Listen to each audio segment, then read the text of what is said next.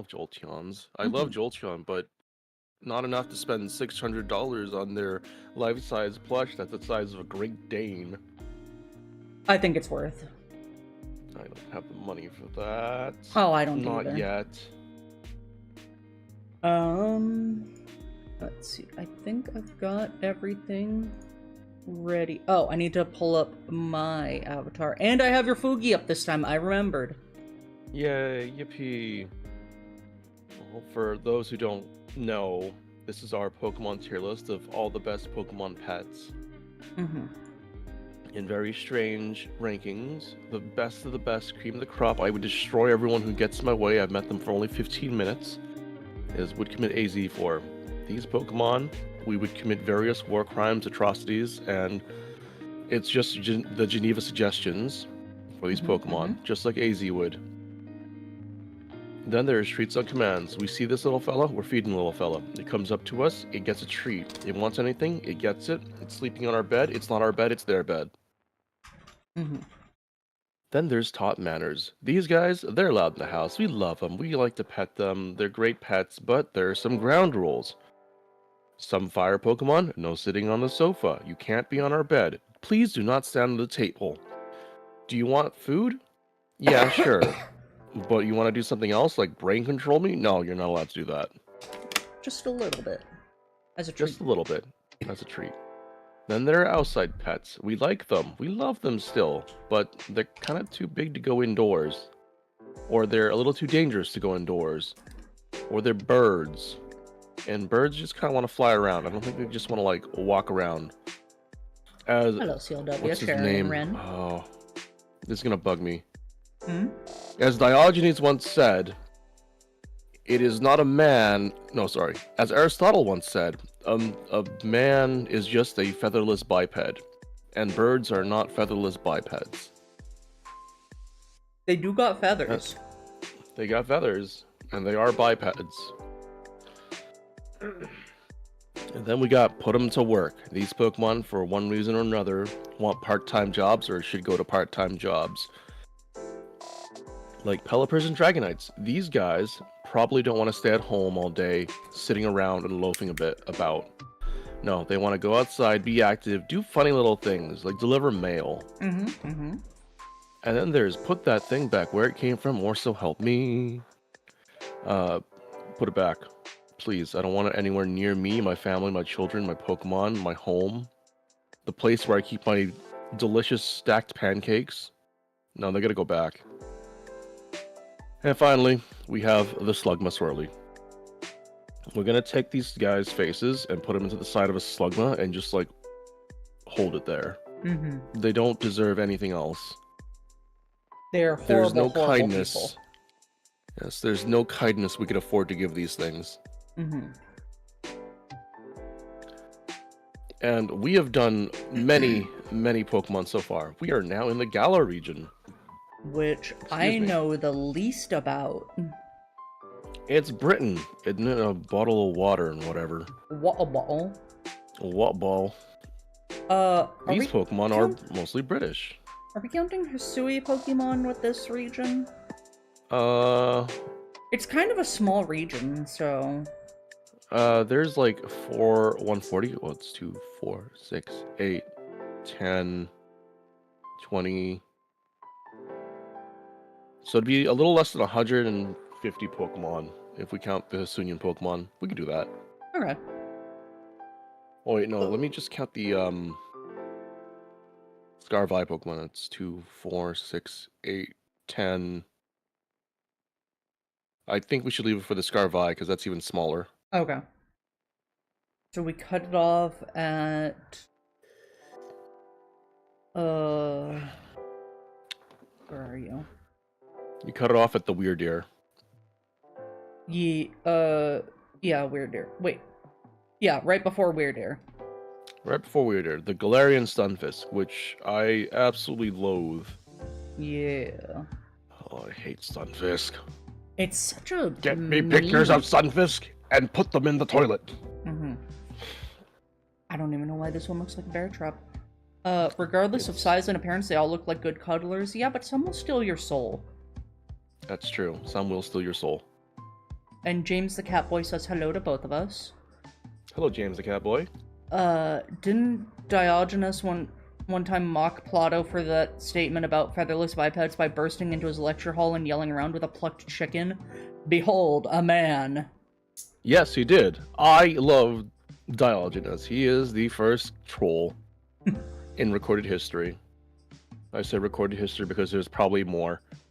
Oh, absolutely. Like to go on a little tangent.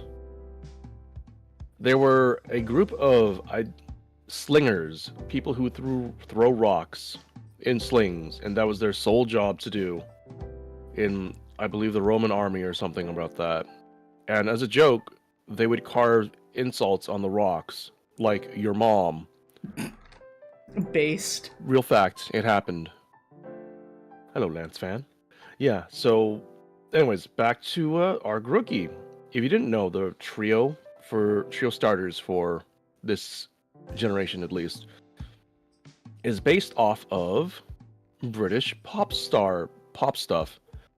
So you've got the rock band, the Grookey, like the Beatles. You've got the soccer player or football player, because they love their football leagues.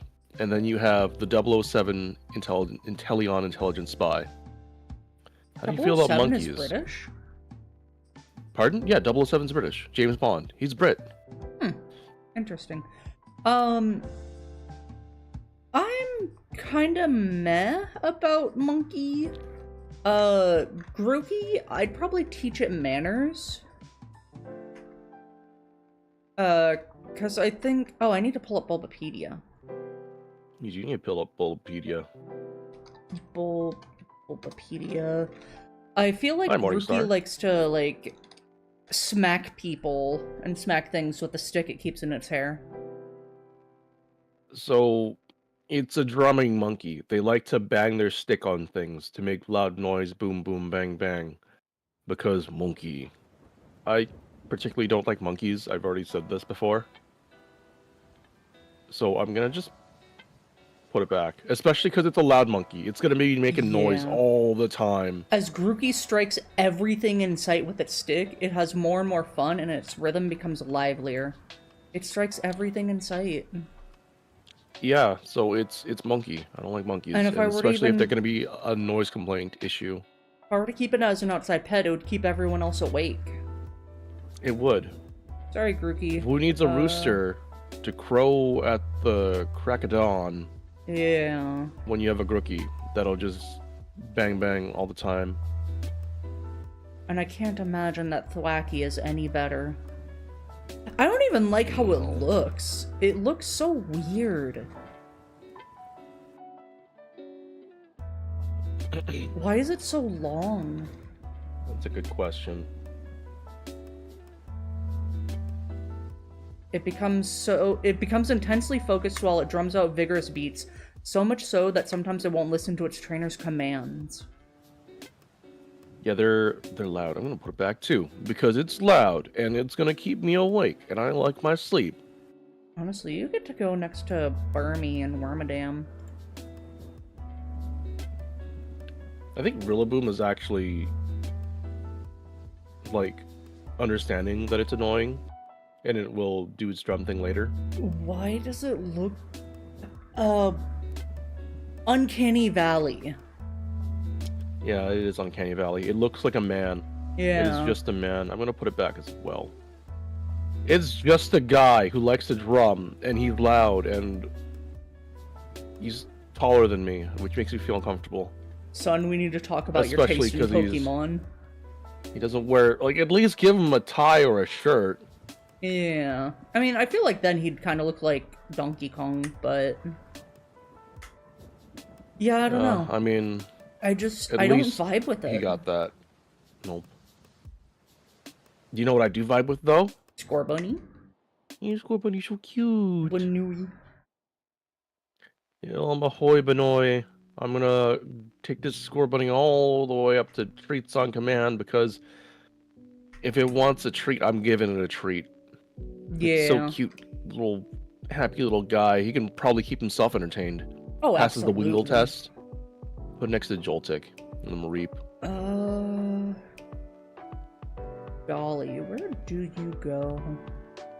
I don't think you passed the Levani test.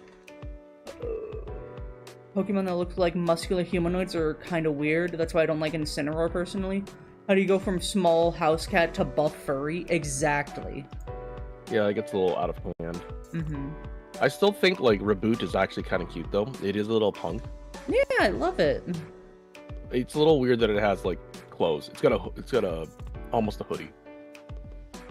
I honestly was expecting some sort of Pokédex entry as to why it looks like just a moody teenager. But no, it just talks about how it likes to practice its footwork. And juggle berries with its footwork. I think I can put it right next to Scorbunny. I'm gonna do the same. You know what? I think the Reboot would actually absolutely love playing with a hacky sack. Oh, absolutely. It looks like the type of Pokemon that would have a hacky sack. Yeah. I love the Scorbunnies are just like in the Pokédex entry for it. And they're so cute just hopping around. It's just watching them play around and have fun. Reminiscing about the good old days. And then there's Cinderace, which looks like it looks like soccer league club players with their spiffy shorts and almost the V-neck shirt jersey thing. I love how Pyro Ball, its signature move, it just takes a pebble, kicks it around a bit, and it just becomes engulfed in flames. I think that's really kind of cool. wild. Its G-Max, the form is just it's standing on a giant ball with its angry face. And its ears get just massively long. Yeah. I don't know how I feel about, like, Cinderace. Yeah, this one has a bit of Uncanny Valley, too.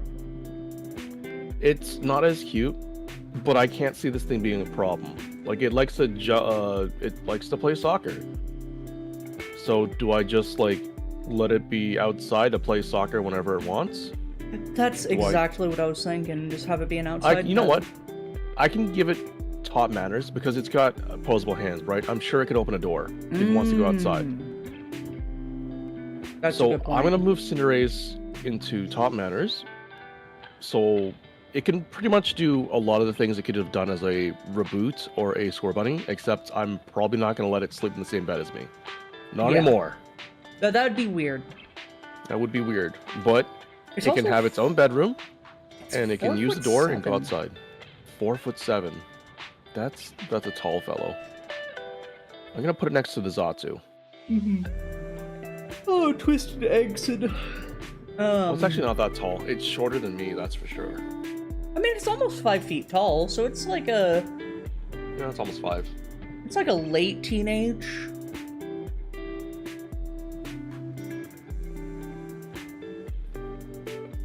The funny thing is, a lot of these Pokemon do have a level of sentience that's like similar to ours, so at what point are they just people that can't speak our language? Like Meowth can speak human. I feel like some of the psychic type could.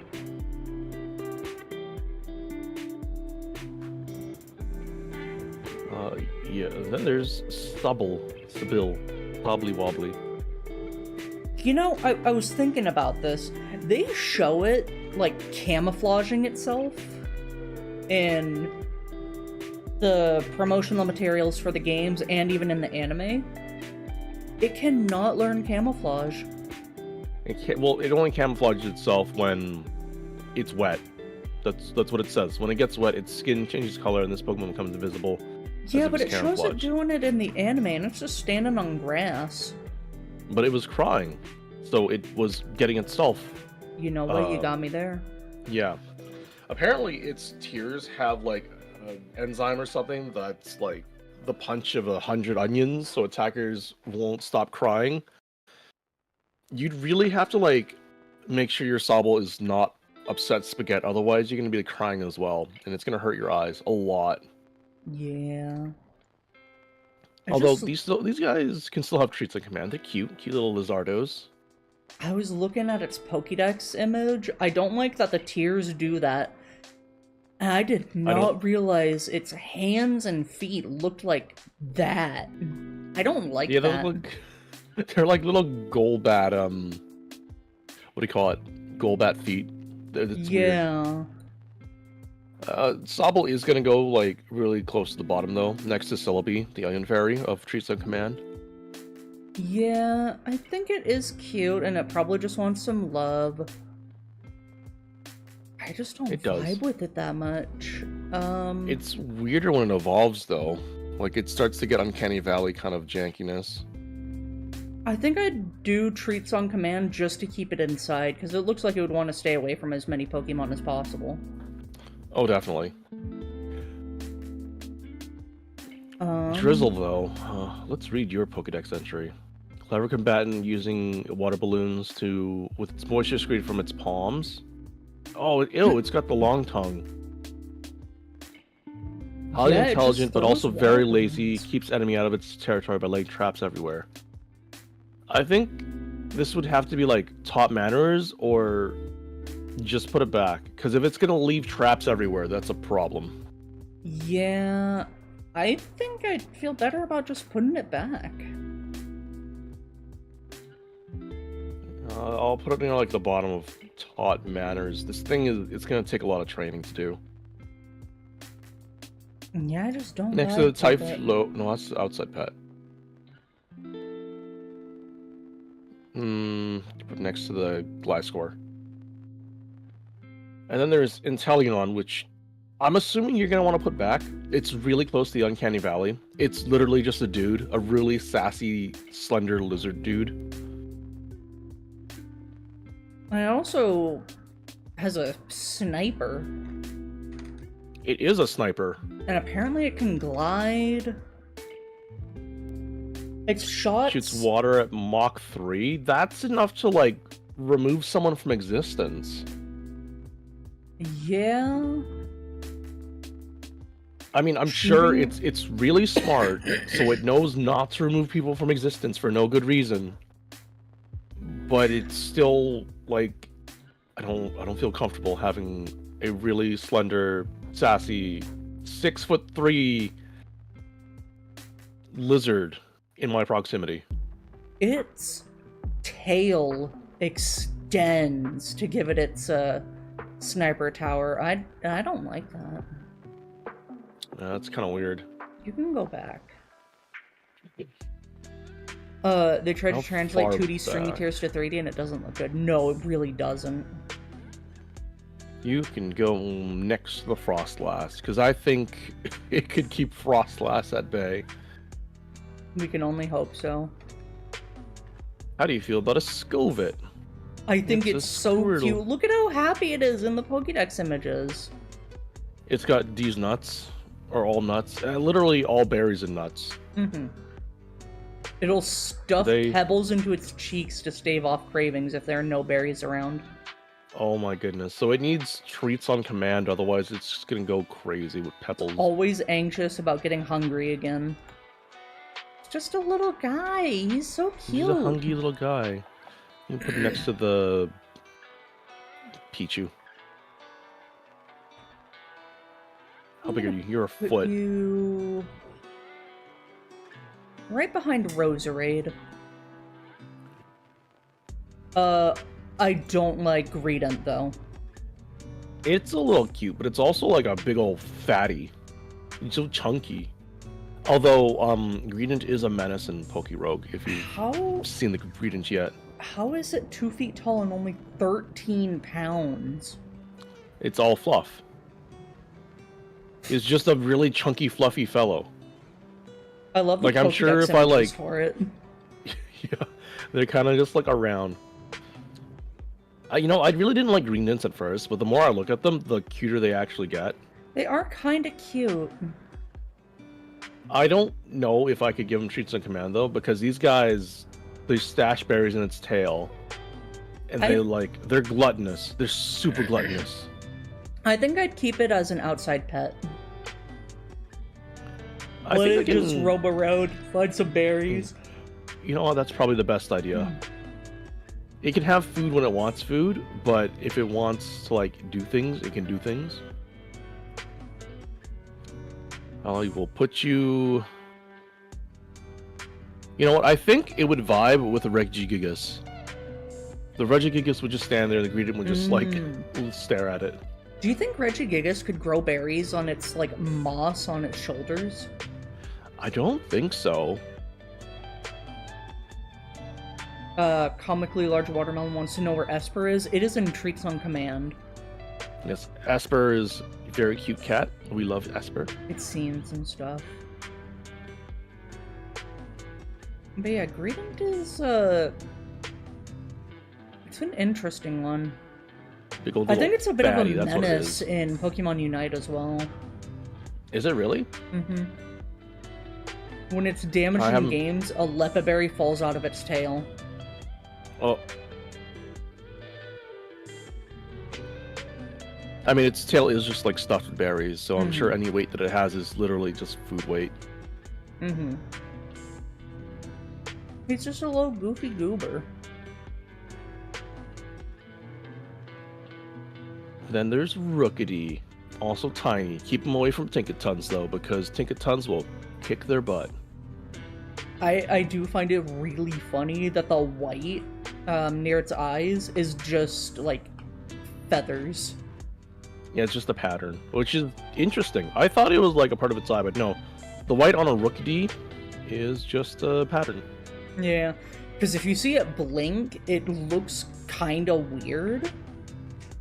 But what do you call it? It's a defense mechanism. You know how some Pokemon will have like the Arbok has the pattern on its big old face thing, but it's not its face? Yeah, and Masquerain has its pattern on its wings? Yeah. So with the bigger eyes, it's more intimidating looking, so people are less likely to mess with it, especially if it looks like its eyes are always open. You're not going to mess with it. Yeah. I think Rookity is small enough to actually just like keep around in your home. Mm-hmm. I think I'd have to teach it manners though, because it seems to like want to pick fights all the time. Yeah.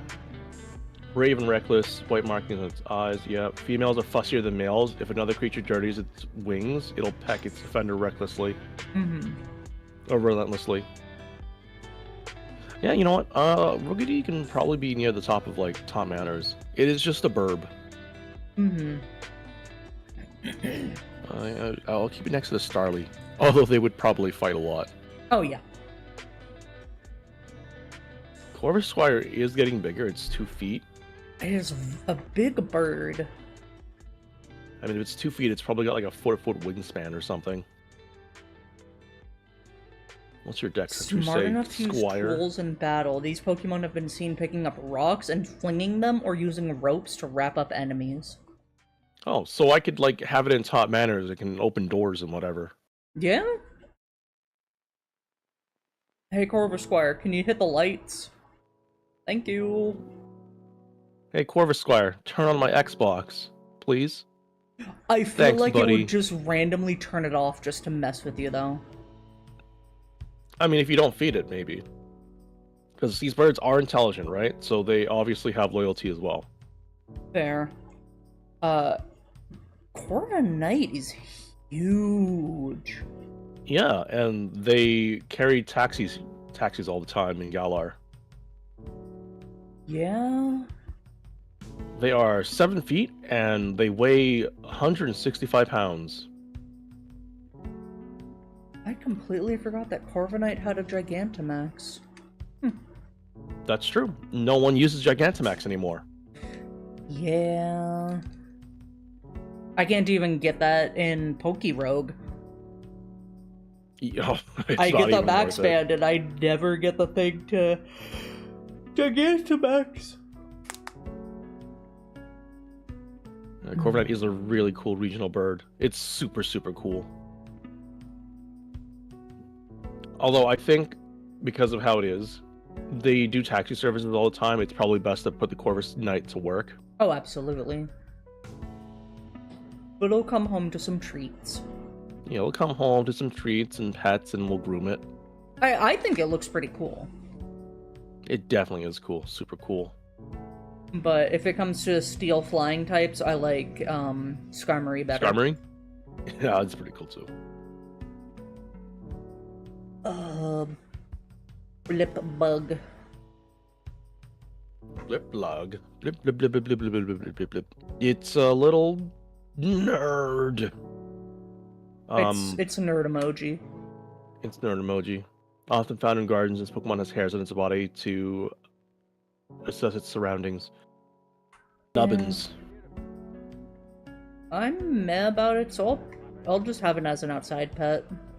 I think it's really meh too. The design is interesting, but it's not lovable. I mean, it is a little lovable, but it's not like super interesting. Yeah, I'll keep it with the pet rocks. I'm sure they'll get along. Probably. Dottler, though, is interesting. Rather than like a cocoon, I do like Dottler's design, but not enough to where I would do crazy things for it. It barely moves, but it's alive. Hiding in its shell without food or water, it has seemed to awaken psychic powers. So it doesn't even move. It's essentially a pet rock bug. Yeah, it grows inside of its shell. Huh. So, pet rock. Yippee, pet rocks. Orbeetle looks really mean. It's a really interesting design. Really strange, though. Man, Famous for its high-level intelligence, the size of its brain is also proof that it processes immense psychic power. Oh no. It's probably smarter than me. Oh. Yeah. It's Modok, the Pokemon. Modok? Modok. Oh, you're not a big Marvel fan. Oh, Modok. Oh. Yeah, Modok. He looks just like the big brain dude from Shark Boy and Lava Girl. Essentially is. Or vice versa, because Modok came first.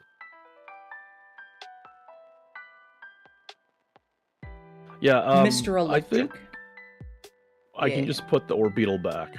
It's probably smart enough to know what it wants out of life, and it probably doesn't want to hang out with me. I think I can put it like right in the middle, though, right next to Kakuna.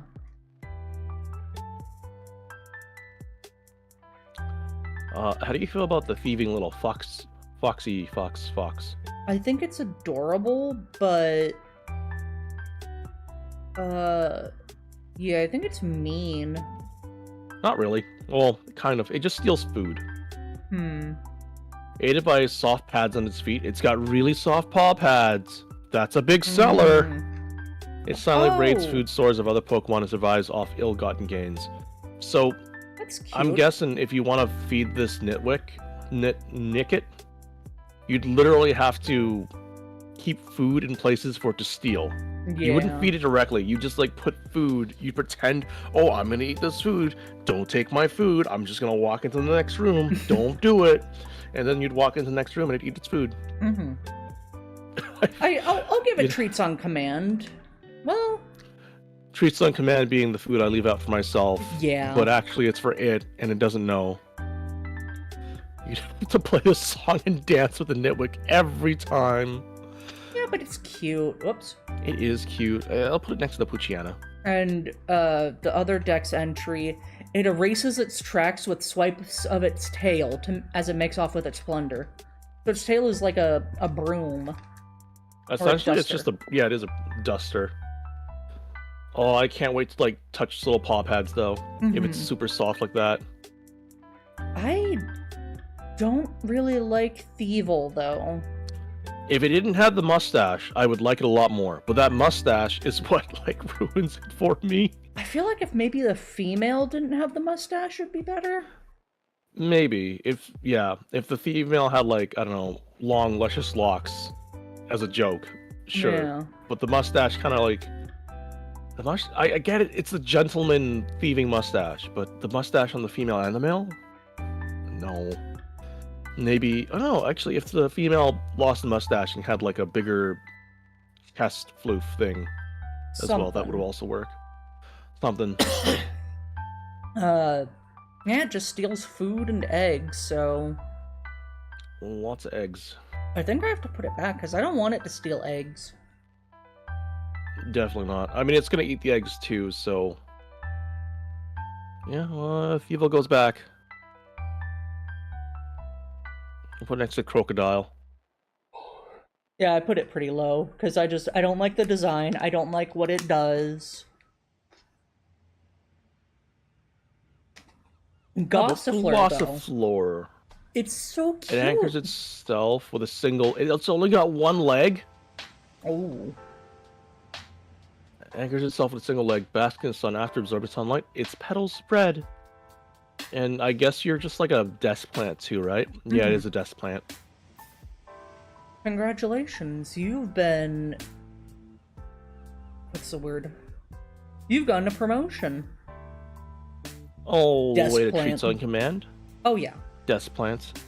I'm gonna put it next to the... I forgot what the other fairy plant thing is. You remember what its name? It's fairy type, not even a plant. I've got Comfy, Rabombi, Cutiefly. I can't remember your name. I can't remember its name either. It's the thing AZ committed war crimes for. But a final evolution of it. Yeah, I don't remember. I can't remember. I mean, it's not super duper Flabebe, important. Floette, and Florges. Yes, Florges. I remember. The thing that's very God of War-esque, but flower. Flower. And this Eldergloss. I just hope it doesn't make me sneezy. It's so cute. Yeah. It's got cotton fluff.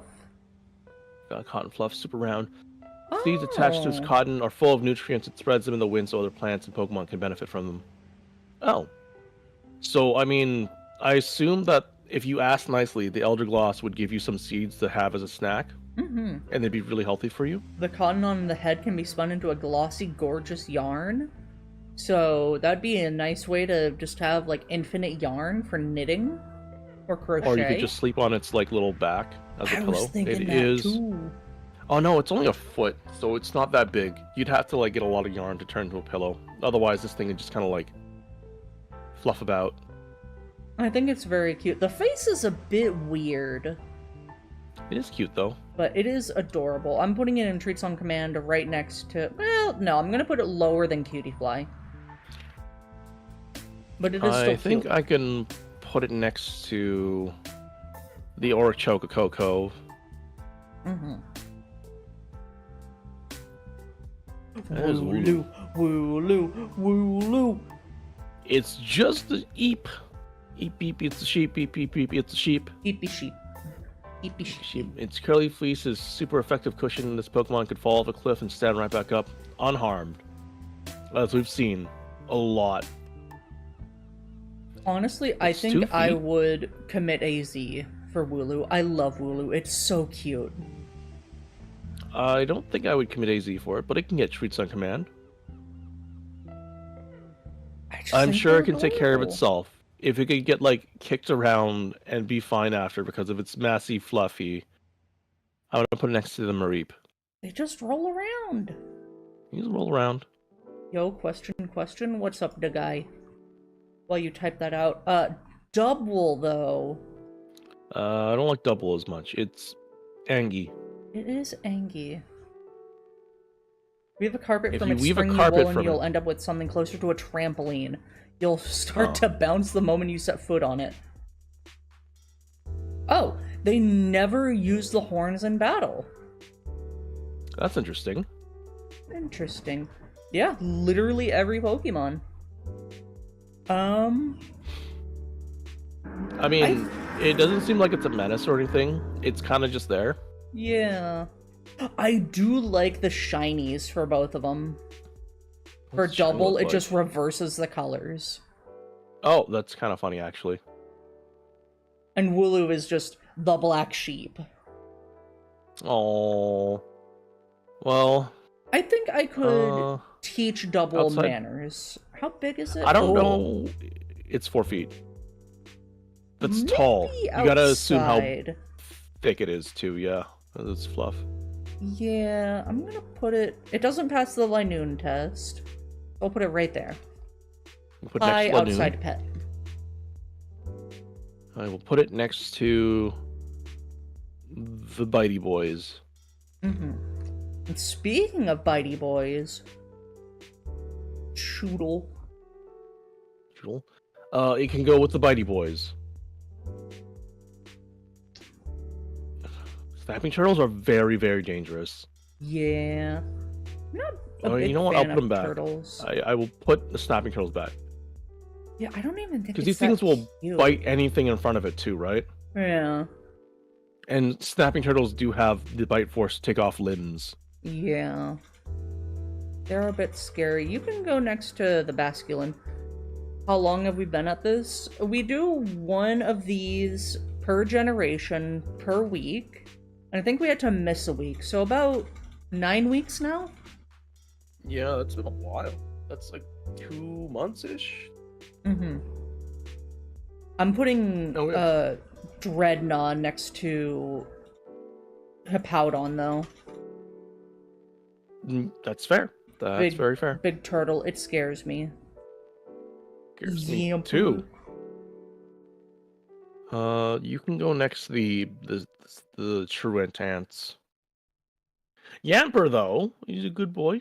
He's so Fluffy cute. little fellow. Big old yappy little pupper. He gets treats on command. Very popular as herding dogs in Galar. As it runs, it generates electricity from its tail. So these guys are also hyper and they want to go to work.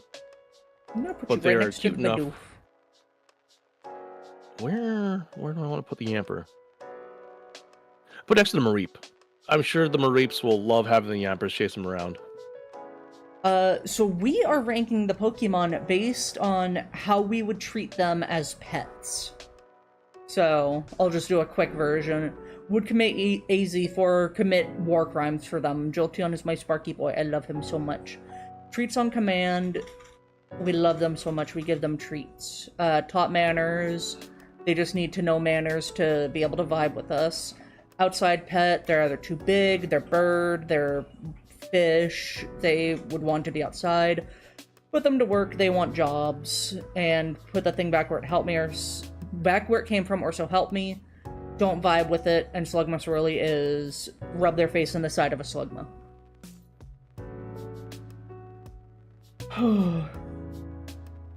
How do you feel about Boltund? I think it's a working dog. He's a good boy, definitely. Dog. They can run at 50 miles per hour. Oh my goodness, that's fast. I think I've got a new top for put them to work.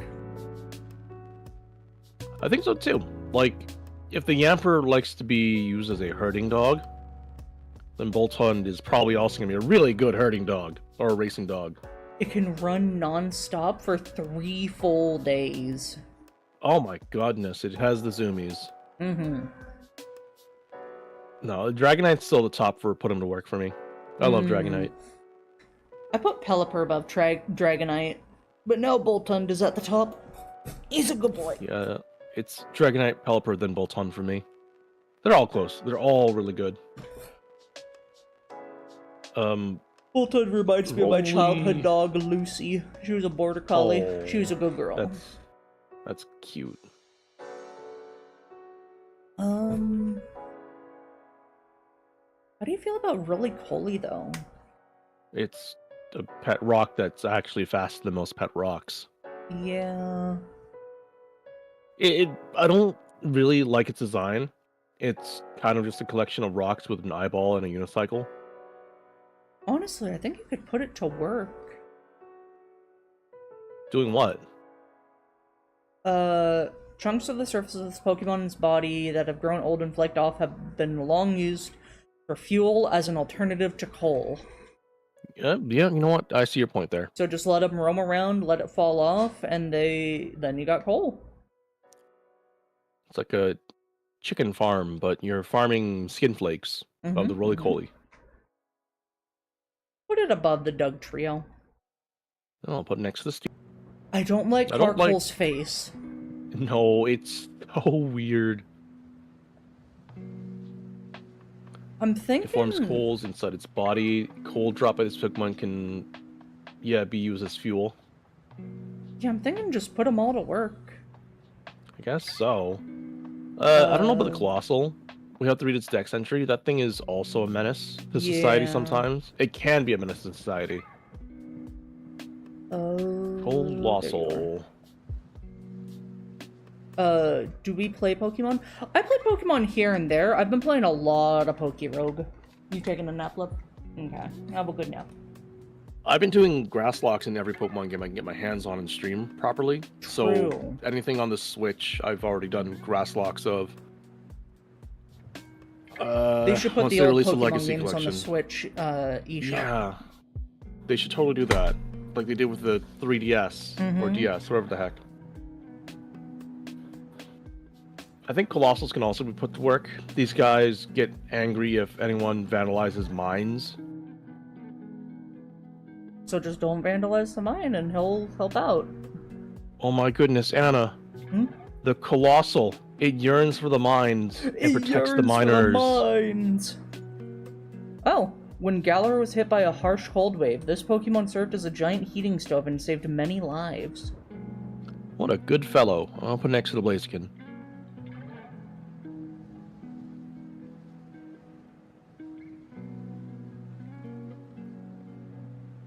Is there a smash or pass stream next? No.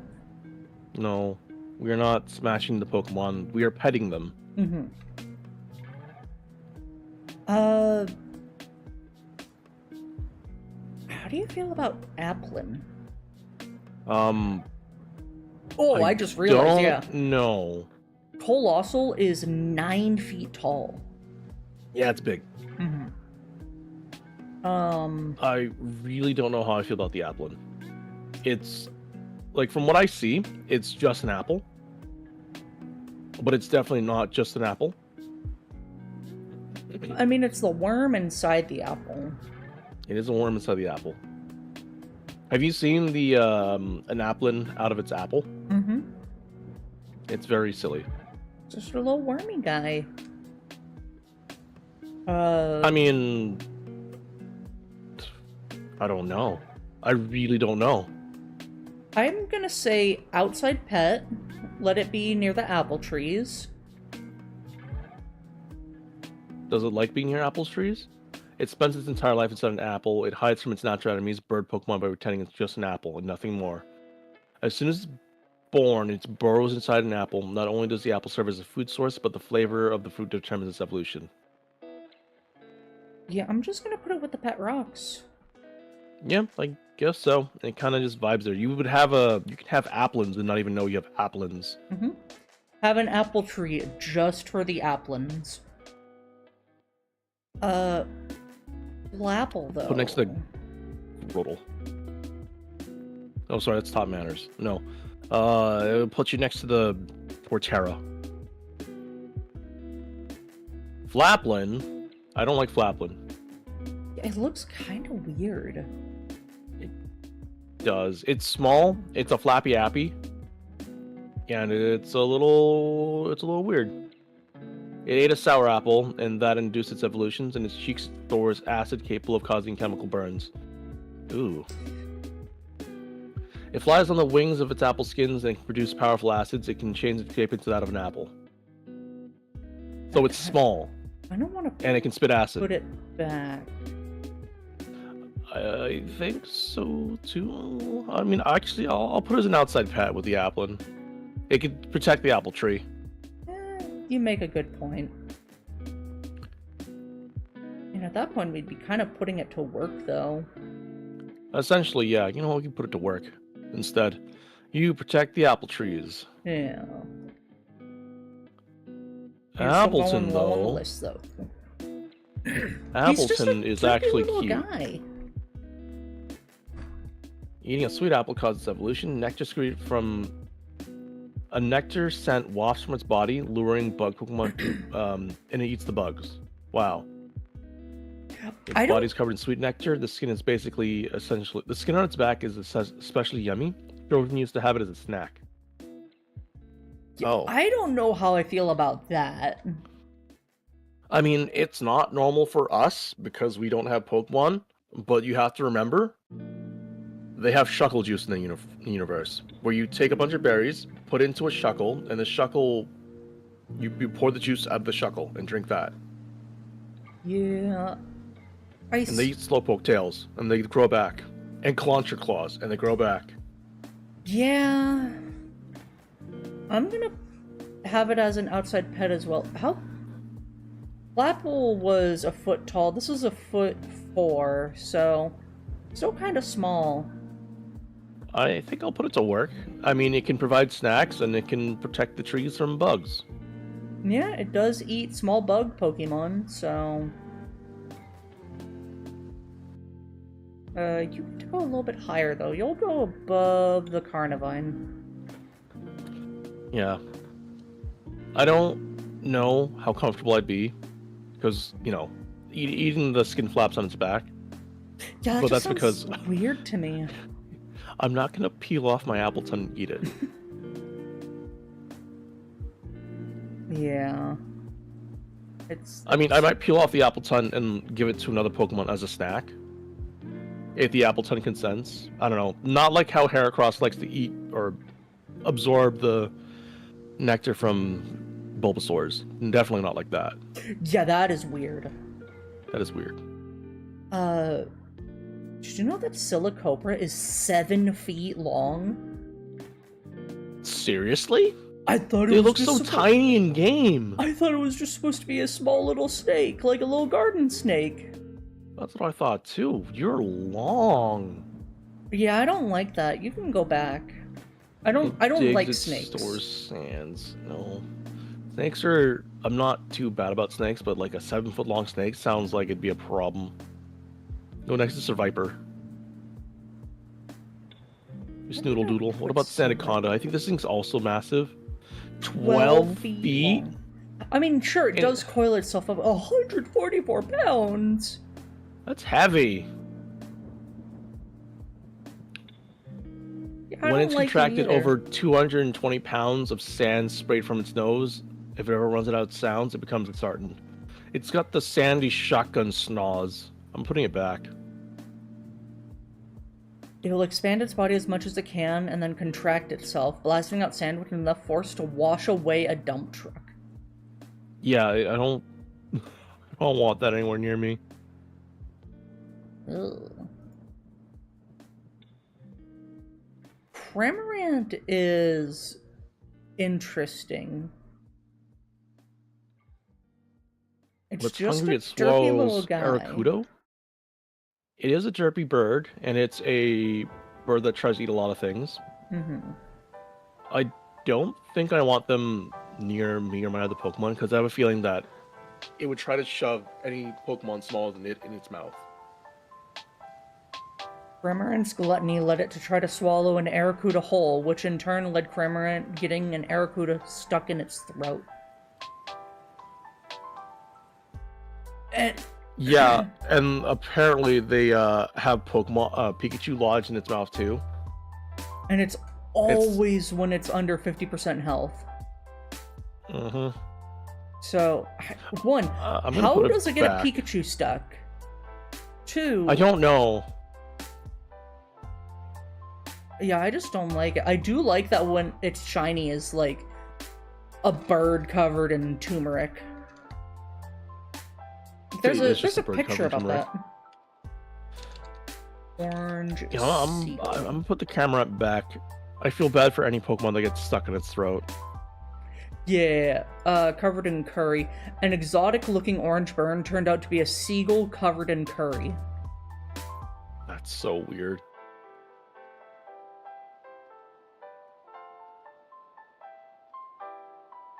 Yeah, I just don't like it. I'm gonna put it back.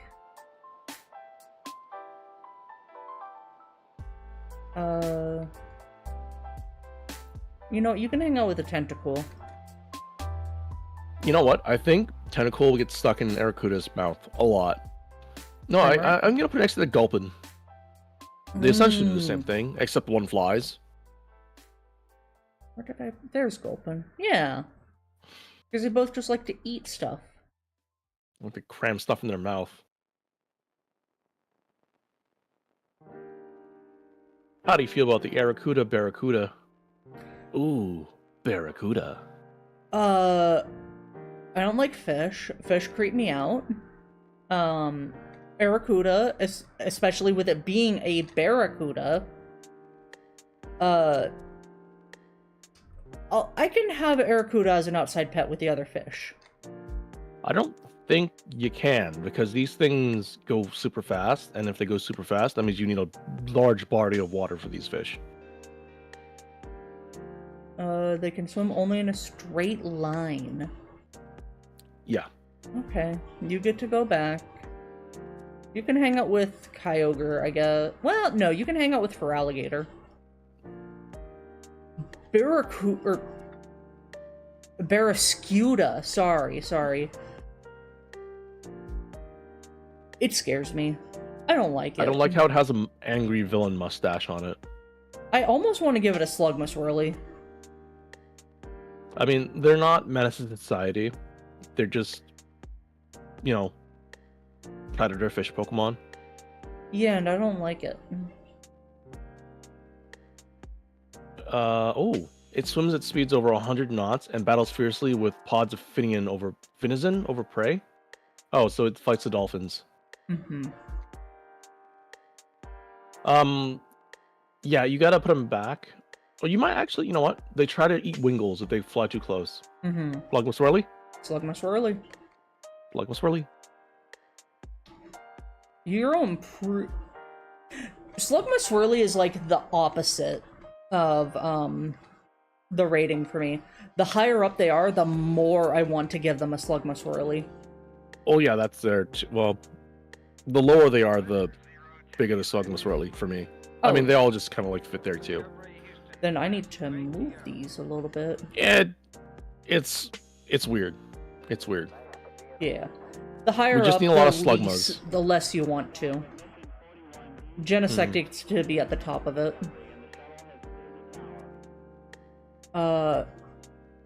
How do you feel about Toxel, the electric poison type that wears a diaper for some reason? I don't like it. It's... What was it? It evolves at like level 60 or something. I think. And so, okay, so if you look at it shiny, it looks like a couple of nerds, like the candy nerds. Level 30. 30, not 60? Okay. Yeah, that is an interesting color for its shiny. Like I said, it looks like those nerd candies. Yeah. It's weird. What do you do? It sits there. It stores poison in its internal sac and secretes the poison through its skin. If you touch this Pokemon, a tingling sensation follows. It's probably not super toxic. It drinks tingles. dirty water. Huh. This selfish, attention-seeking Pokemon stores poison and electricity in two different sacs inside of its body. It's selfish and attention-seeking. It manipulates the chemical makeup of its poison to produce electricity. Which is impressive, but... yeah, I don't know. Either outside pet or put it back. Well, you know it's gonna try to, like, come inside. Because it's selfish and attention-seeking. Yeah. I think it's better to just leave them in the wild. Probably, yeah. Right next to the Stunky. Yeah, Stinky. Stinky baby. Toxtricity. I don't really like its design either. It looks cool, but it's not like a cool that I like. It's a cool as in generic cool. I don't like its low-key form. Loki? From Asgard? It looks like it just told you a really bad joke and it's waiting for a reaction. No, it looks like the card crushing meme. Card crushing meme?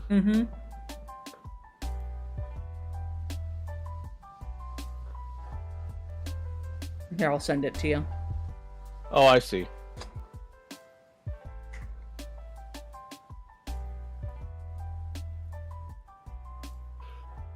Yeah, I don't... let's see. I mean, if you vibe with them, you vibe with them. I think I'm gonna put these back as well, though. Yeah.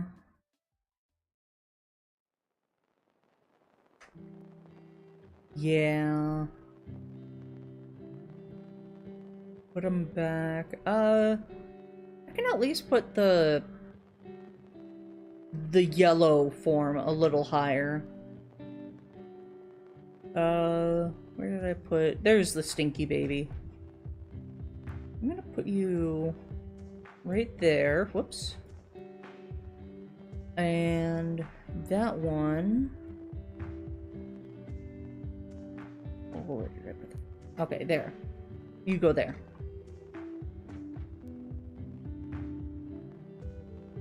How do you feel about the centipedes? I think they're cool, but they are a menace. Oh. It wraps prey up with its heated body, cooking them in its coils. Once they're well done, it will voraciously nibble them down to the last morsel. They are vicious. Yeah, I think if you have a sizzlepede or Senscorch, they are actively fulfilling a role. They are actively going out of their way, fighting Rattata and just like eating them and stuff like that. So you either put them to work or you put them back, because these things they're dangerous. Yeah. Well, how big are they? Only 2 feet. 2 feet long. I mean, that's decently big. Oh no. Okay, I'm reading its Scorch dex entry, and they're excessively hostile. They get to go back. They both get to go back. They're super hostile. They will fight you. They will eat everything. Them be fighting mons. Well, that's unfortunate. Nope. I thought it was really cool. Interesting when I played Sword, but I don't know. Essentially, it's just like a physical Volcarona. Yeah. Although fire doesn't have a lot of physical moves that bugs can learn anyways. Is it physical or is it special? It gets Fire Lash. I'm pretty sure it's physical. Yeah, it's physical. It's got 115 physical attack. SP attack is 90. SP defense is 90. It's really rounded. Yeah. It does get Fire Lash at level 53. I mean, for bug type, it's very good coverage if you don't have access to a Volcarona, but I don't... These things are little menaces to society. I swear I remember it, when it Gigantamaxes, it turns into like a weird coil design. That's when it attacks. Yeah.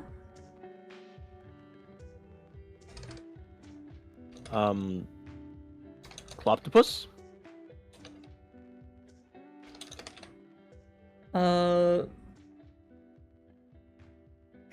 It got... I guess it's kinda cute, but I worry that it's... Yeah, it's very curious, but its means of investigating things is to try and punch them with its tentacles. Yeah, that's... I don't know. Let's see. Its attack stat 68. It's about as smart as a 3-year-old.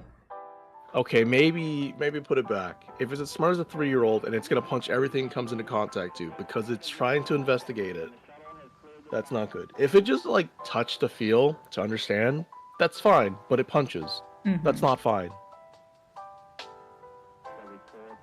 It's not enough to like break doors with 68 attack stat, but it's still like enough to hurt. I'll leave a bruise.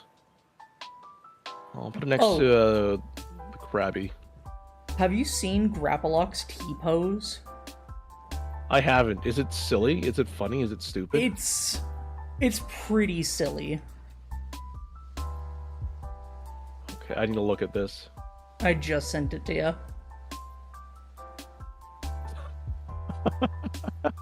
That's so weird. That is so weird.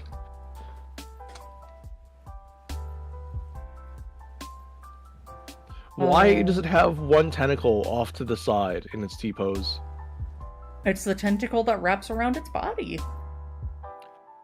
That's so weird. Yeah, and I guess that does put it at 8 tentacles. It is 8 tentacles. I do find it interesting that it's only a fighting type, not a water fighting type. I mean, we have enough of those, I feel. Water fighting types? Yeah, don't we? Like, there's the Ursafu, and then there's Oh, Poliwrath. We have enough really good water fighting types.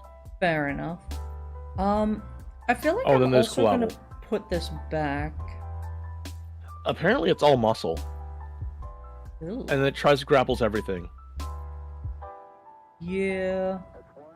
Golisopod is the natural predator or prey of Grapplock, depending on who wins the fight. That's kind of wild. Yeah, I'm just gonna put it back right next to the baby that I already forgot the name of. Bobopus? Coptopus. I lost Coptopus. I'll put it next to Sharpedo. I'm sure Graplock would love to fight Sharpedo. Mm-hmm.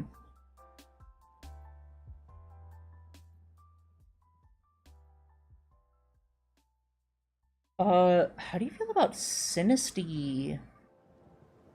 I don't hate it. Apparently, these are like Pokemon that people love to go and collect because a lot of them are fakes. So you'll try and collect the real Sinestees. And I'm sure they like being around people too because they were born from a lonely spirit. Sinistea gets into your body when you drink it, and then it steals your vitality from within. It also tastes awful. Don't drink it then, Fivehead. The soul of someone who died alone possessed some leftover tea. That is...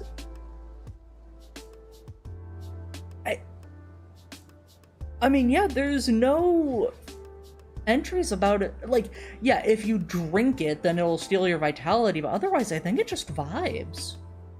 It just vibes. Just be conscious of your surroundings. This Pokemon's only a problem if you're not paying attention. Yeah, Which I'm normally thinking top manners. top manners is fine. I mean, a lot of people too. There's a lot of non-tea drinkers, so this isn't a problem either. Yeah. And how often do you have a teacup that looks like a Sinestee? Yeah. A lot of people just use mugs. Well, it even shows a picture of a teacup before Sinistea has possessed it.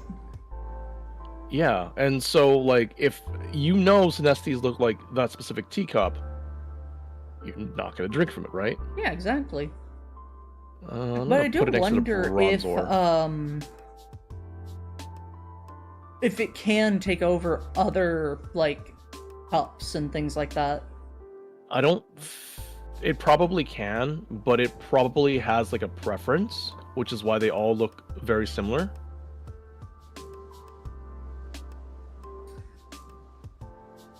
Like I did not realize that Poltegeist has its little feetsies hanging out of the pot. oh, it does. What a weird guy.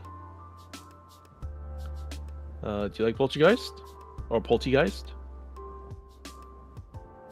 I'm reading its dex entries. Leaving leftover black tea unattended is asking for this Pokemon to come along and pour itself into it, turning the tea into a new Poltegeist. Wow, so it breeds via chemosis.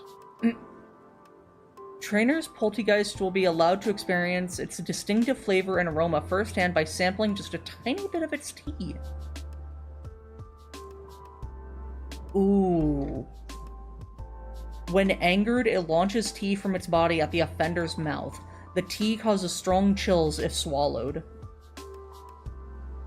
So you can drink a little bit, but if you drink too much, it'll be fatal. Yeah, the tea composed of its Poltergeist body is distinct and enjoyable flavor. Drinking too much can be fatal. A Poltergeist disposition is affected by the type of tea the Pokemon came from. What teapot it inhabits makes no difference. That's interesting. I think I could put it in traits on command. Or not traits on command, Top manners? top manners, yes. Thank you. I think top manners is also like pretty alright for this thing. Like, imagine just having a house with just a couple of poltergeist and synestes. Yeah, they just kind of hang out with each other, I assume. I don't like how there's a poltergeist just like exiting from its spout, and then there's just a couple just floating around in its pot. Yeah. The spout one's kind of creepy.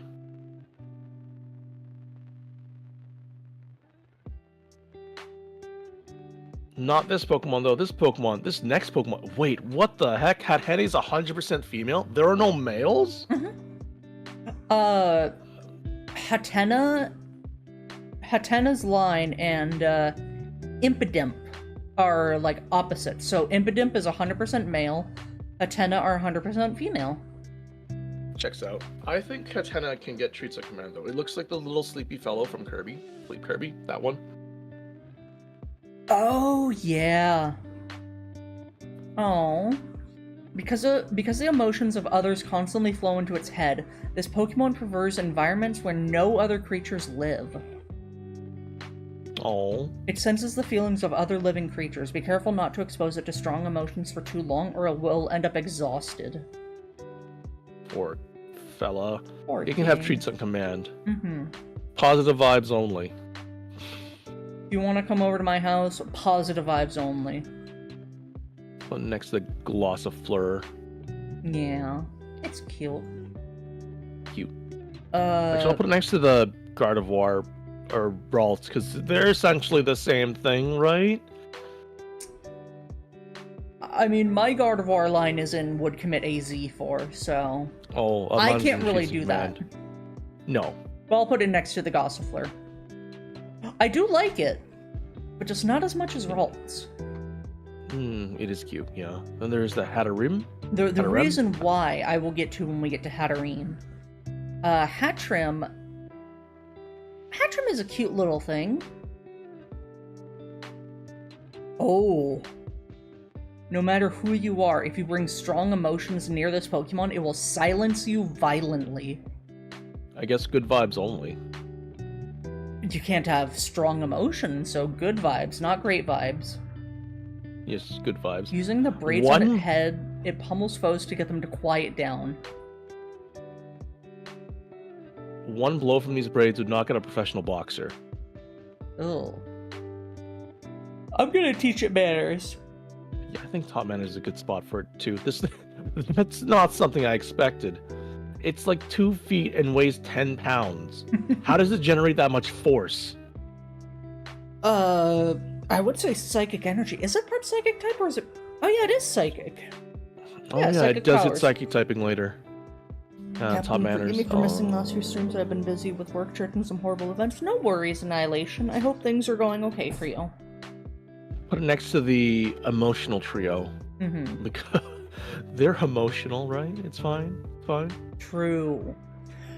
Hatterene, though. Hatterene is weird because what looks like a supple woman's body is just, like, hair? Oh, I know. The face is just like a little alien body. Especially if you look at its Gigantamax form. You can see that. Yeah. It's just kind of weird to me. I think we could put this one back. If you're too loud Or around top it, manners. you risk being torn apart by the claws on its tentacle. This Pokemon is also known as the Forest Witch. It's known to some as the Raging Goddess. Yeah, I think put it back. There's some people that cute would fall and for all, it. but it's dangerous, this thing. Yeah. I'm gonna put it next to Pheromosa. You put it next to the Hydreigon. Mmm. They can do the thing. It'd be better, but I've been fine. I'm glad to hear it. And then there's Impidimp. I don't like them, actually. Like, I really don't like the Impidimp designs. Yeah, I'm not either. It feeds on negative emotions through its nose. So does that mean you'll feel better after it feeds on your negative emotions, or does it just make you feel negative perpetually? Oh no, it causes trouble, so you have negative emotions. Yeah. It sneaks into people's homes, stealing things and feasting on the negative energy of the frustrated occupants. I can put it back. Put it back. You can hang out with the scary dudes. I put it next to Cloister, because I can. Morgrim is a neat design, but... Yeah, there it is. When it gets down on all fours as if to beg for forgiveness, it's trying to lure opponents in so that it can stab them with its spear-like hair. I'm gonna put it next to the Muck. Yeah, you go... There's one thing I cannot forgive, and that's if you are Spartan enough to actively be a jerk. Mm-hmm. If it's like a crocodile and they just do what they do because that's what they are, that's fine. But if you're Spartan enough to be a jerk, I cannot forgive that. You have choices and you chose wrong. You have chosen violence, which means that you have chosen wrong. You've chosen violence, therefore my reaction is violence. It wraps its hair around its body to enhance its muscles. It can overwhelm even Machamps. Oh yeah, because dark fairy typing. Mm-hmm. It has complete control over its hair. It lives deep within the forest. Even after evolving into this splendid form, it hasn't given up on its petty misdeeds and pranks. I think I can honestly give it a Slugma Swirly.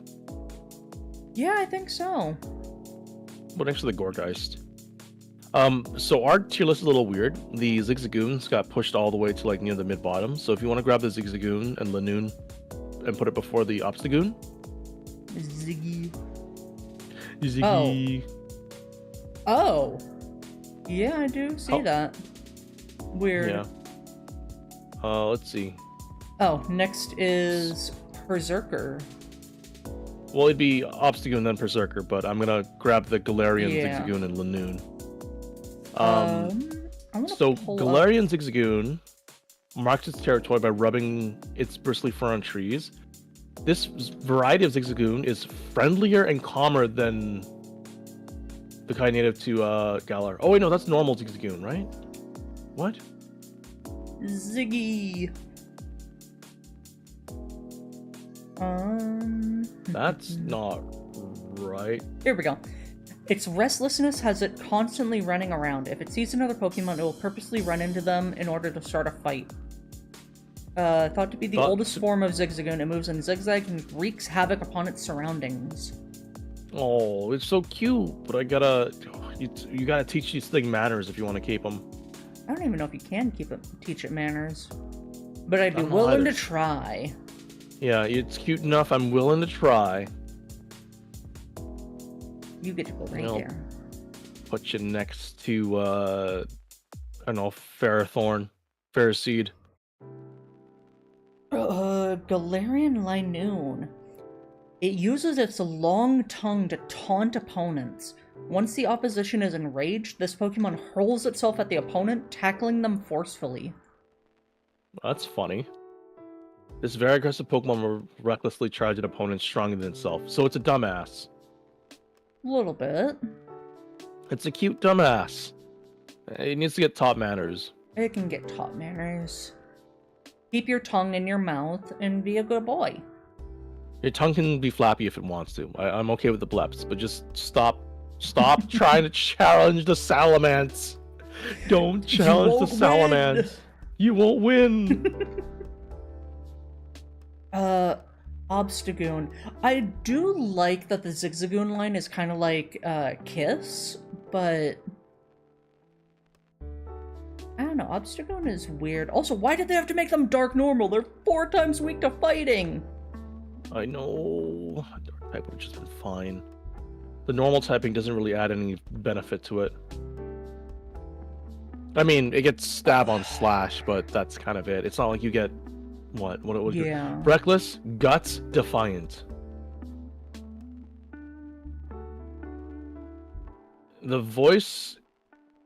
Its voice is staggering in volume. Obstagoon has a tendency to take on a threatening posture and shout. This move is known as Obstruct. It evolves after experiencing numerous fights. While it's crossing its arms, it lets out a shout that makes any opponent flinch. I think these goons are smart enough to not pick fights with fighting types, or they're smart enough to like provoke the fighting types and then like just flee. Fair. I'm gonna say put it back though.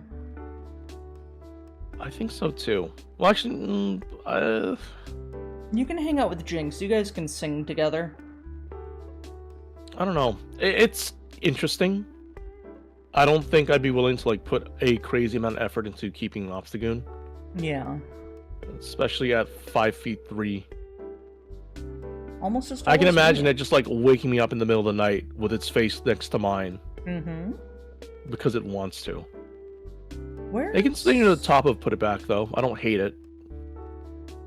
Did we already rate Galarian Meowth?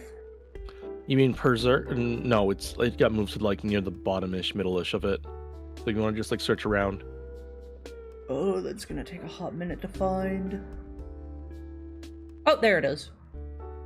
It's next to the Ponyta, right after Calyrex. I kind of like Galarian Meowth. It's silly. It's a feisty fella. It But I is. don't think it wants to be a pet. Galarian Meowth. Why does Meowth Uh, have so many alternate forms? Because it's popular. Hmm. Well, maybe, I don't know. With a savage steering people... No, living with a savage seafaring people has toughened this Pokemon's body so much that parts of it have turned to iron. These daring Pokemon have coins on their foreheads. Darker coins are harder, and the harder the coins gather much respect against Meowth. So, these Meowth are just willing to throw hands. Yeah, They're just more willing to throw hands. I'm okay with them. It's just it's just like caring for a feral cat. Once it loves you, it loves you. I Especially because it's guess. like hanging out with the Vikings. So I think if you can show it you're the alpha, then it'll respect you. Yeah, so I'd say maybe top manners. Definitely top manners. You can put it with I'll put it with the Bitey Boys. Honestly, Berserker isn't half bad either. Oh, it only has one of those long claws. Interesting.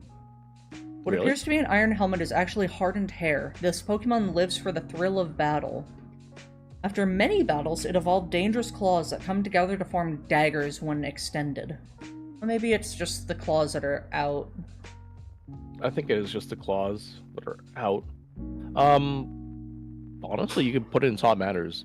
Yeah, I was Like these are thinking fighting that too. Pokemon, so they actively want to fight, but I'm sure they know where to point their anger. Yeah. And if not, you No, teach sorry. them. You have to just show them where to point their anger. Oh, I gotta move Galarian Corsola.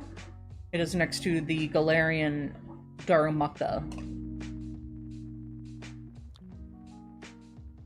I'll put it with the Bitey Boys. And then there's Oh god, I dropped my mouse. Corsola. Oh, I think I just accidentally closed the page. Oh no. Yeah, I dropped my mouse. Galarian Corsola. Let's see. Watch your step over wandering area oceans once covered. Hello, What looks like Flash. stone could be this Pokemon, and it will curse you if you kick it. Sudden climate change has wiped out an ancient Corsola. These Pokemons absorb life forces of others through its branches. This poor guy. This poor little guy. Yeah, Corsola has not had a good life. Oh, that's so sad. You looking at its Pokemon card? Yeah. It's just a poor little nub. That's why I put, Corsola and would commit AZ for. We It doesn't need deserve Coral. this.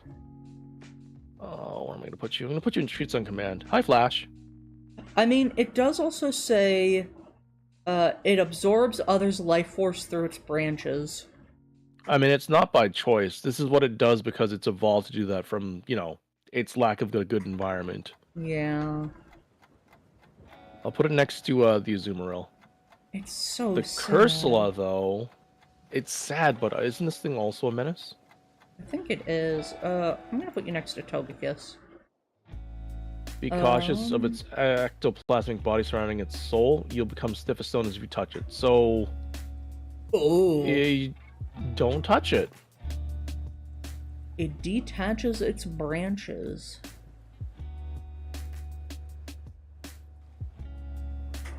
It's just a poor little thing. What? I think I'll put it in top matters. Like, the Cursula could do what it wants to do. I'm just gonna not touch it as much. I'm gonna go to the bathroom real quick. I apologize. I'll be right back. No worries. Drop my water bottle. Where'd you go? Alright, be right back. I'll put you at the bottom of the bitey boys because you're dangerous, but you're still cute. Put that on the screen. Okay. Oh boy.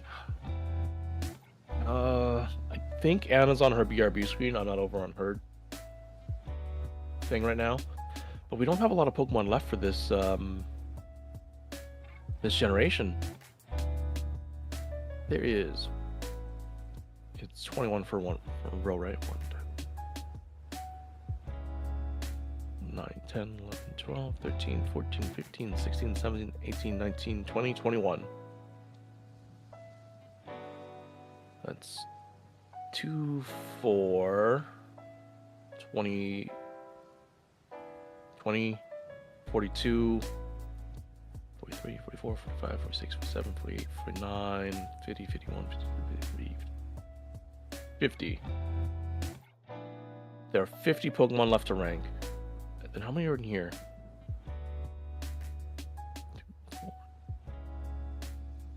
2, 4, 6, 8, 10, 120.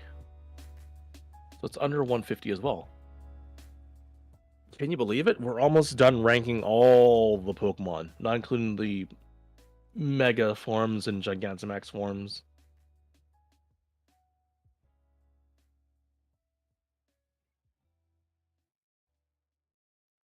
Out of 1,025 Pokemon. Oh my goodness. That's so many of them. And we're gonna get more. When, though? I mean, we might get regional variants for Legends ZA. A new Meganium form, or maybe just a Mega. Or we'll get something else.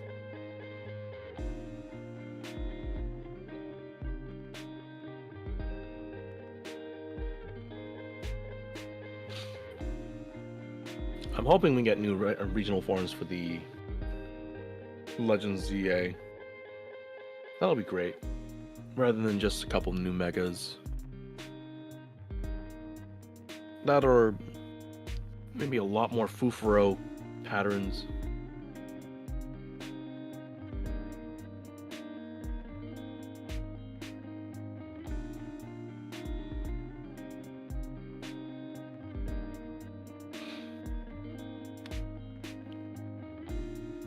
Live slug reaction. I can't wait to rank this guy. Not these three, though. These three suck. Lousy trio.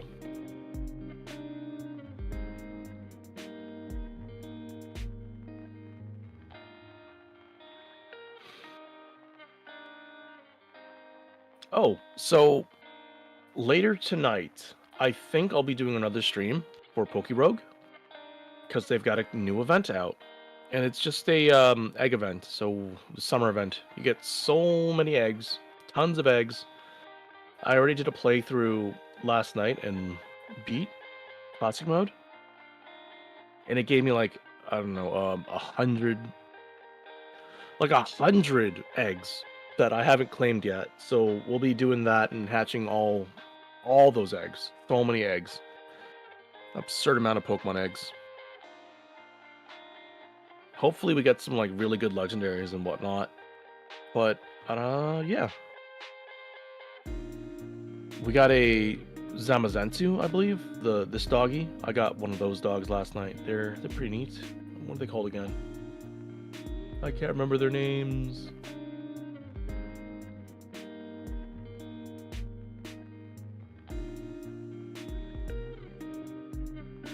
Not Zamazenta. Zamazenta's the... No, it is Zamazenta. It was Zamazenta and Zacian. Wait a second.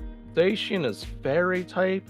I thought it was fighting type. Why is the shield dog fighting type and the sword dog fighting fairy type? That's weird. Alright, I'm back. Is that you, Sorry Anna? about that. Yeah. Hi, welcome back. Thank you. Alright. Now we gotta find Farfetch'd. That's a little far-fetched. Just No, you gotta find Surfetch'd. Farfetch'd has already been ranked.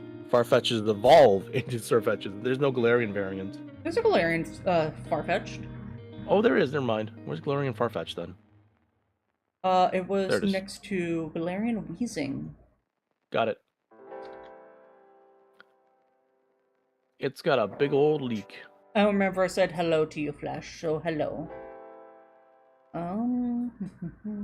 Farfetch'd, the Galar region are brave warriors, and they wield thick, tough leeks in battle. The stalks of their leeks are rather thicker and longer than Galar. Farfetch'd that adapted these stalks took on a unique form. It just talks about how thick its leek is. I don't really know. I think it's just a little guy.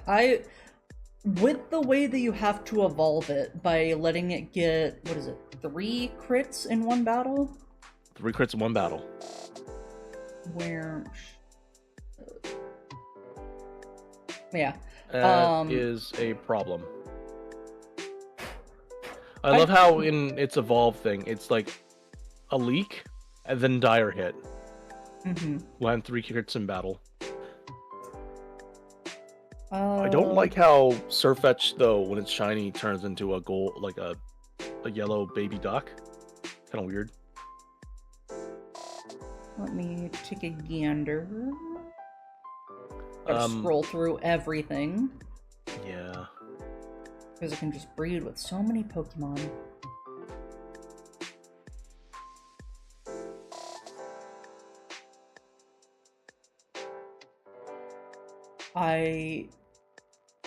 I see barely any difference in its shiny. It's like a lighter color. Oh, I guess the white does turn gold. Yeah. The white turns gold.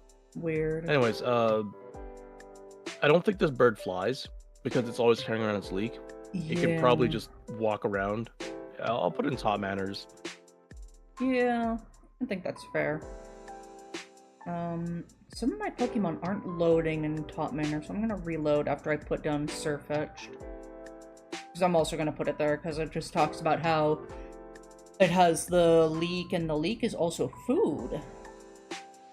Yes. Surfetch'd, when it's shiny, it looks like the seagull covered in turmeric. Oh. Okay, there we go. Ooh. Got scared. Where? Top manners, I'll put you next to the Salazzle. I don't particularly like it that much. Yeah, it's just kind of there. I was really excited to put one on my team when I played through Sword, but yeah, it was just kind of there. Gotta grab Mr. Mime and Mr. Rhyme. So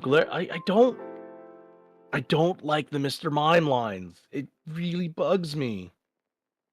Galarian Mr. Mime is the tap dancer. I still don't like it.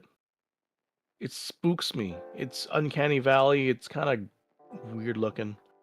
Mr. Mime. I think I'll put the Mr. Mime, like without a second thought, next to the Mr. Mime. There is Galarian Mr. Mime. This is organized so weirdly. Yeah. There you are.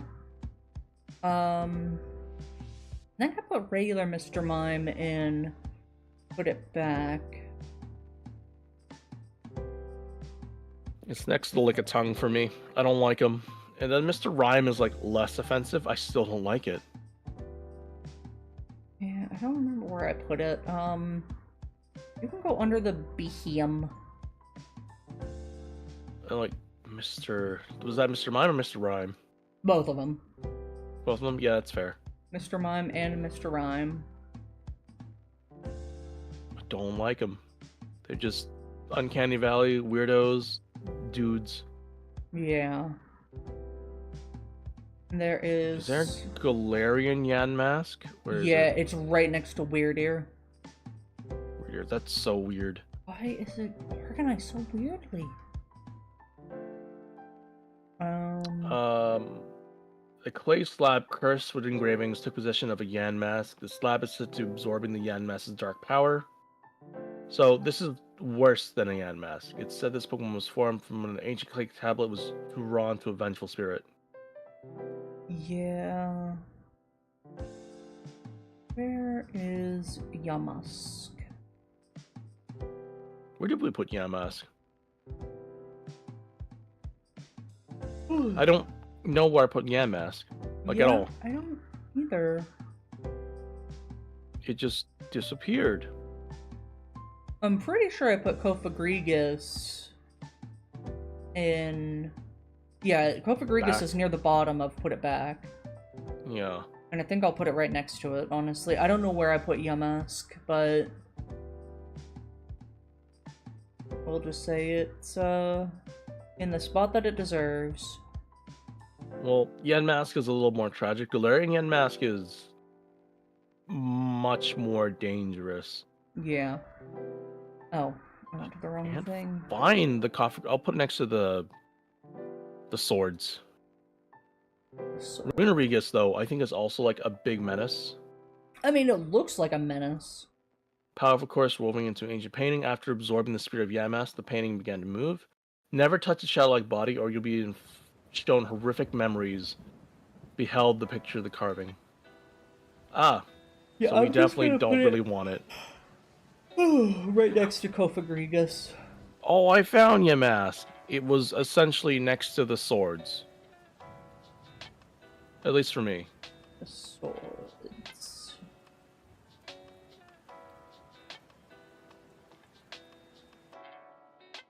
Oh, now we get to some cute Pokemon. Again, I love this little guy. I wonder if you can eat Milcery. This Pokemon was born from sweet-smelling particles in the air. Its body is made of cream. Yes, you can. They say that any patisseries visited by Milcery are granted success and fortune. The more sweet aromas it absorbs, the more its body swells. Milcery will deflate when its energy levels drop. When attacked, it tackles its foe and covers it in cream. When its foe is blinded or astonished by the deliciousness, it flees. So it'll give you a taste just so it doesn't get eaten. Yeah. It is so complicated to evolve. No, it's not. Well, You I guess give it a not. berry and you spin. You just have to spin in a certain way. No, so when you spin, depending on how long, which direction you spin, that will affect what kind of pattern the Alcremie has. Yeah. So it doesn't matter how you spin, but if you want to get a certain kind of style, you have to spin a certain way. That's what makes it complicated. Yeah, sorry, I shouldn't have said it's complicated. There's just a lot of different ways to evolve it. Yeah, I think I'm gonna put the Milcery in Treats on Command. Right next to Azumarill. Azurill. It's cute. The Alcremie too, though. It's super cute. Alcremie is adorable. I wonder if it knows how adorable it is. Its Gigantamax is interesting, though, because I guess it isn't really cake. It's just a big pile of cream with decorations. Yeah, there's so many dex entries for it. Yeah. And it's just like on each different flavor of Alcremie. Vanilla, when it trusts its trainers, it will treat them to berries. It's decorated with cream. You get When treats on Alchemy is command. content, its cream secreted from its hand becomes sweeter and richer. Oh, it secretes cream from its hands. That's So you don't have to eat the adorable. Alchemy, it could just like put cream on a plate for you and you can have that. I'll give it a treat and it'll just make its little cry and then it'll give you a treat. Yeah. You're going near the top. I don't think you'll beat Vulpix, but you're going on the top row. Sorry, Mew. I'll put you next to Diancie. I feel like a Diancie would love an Alchemy as a pet or friend. Absolutely. It also depends on the flavor you give it. Then... Oh, sorry, I keep yawning. I might need to take a nap. You're gonna get me too. Phalanx? There's Ruby, which is sweet and tart, matcha, mint, lemon, salted, Ruby, which is a mixed flavor, caramel, rainbow. Salted? Yeah, salty flavor. I mean, I like flavor. salty and sweet.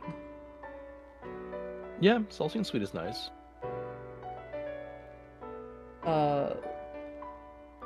Phalanx. So many different colors. I don't like that mint is like blue rather than green, and then matcha is green. But I mean, I guess that they had to do that so we can differentiate. Yeah.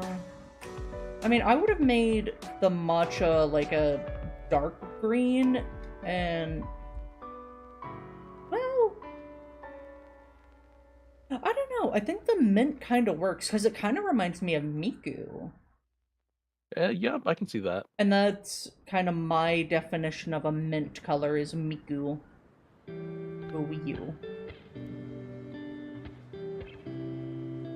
I wonder if we'll ever see Phalanx as like just one of them.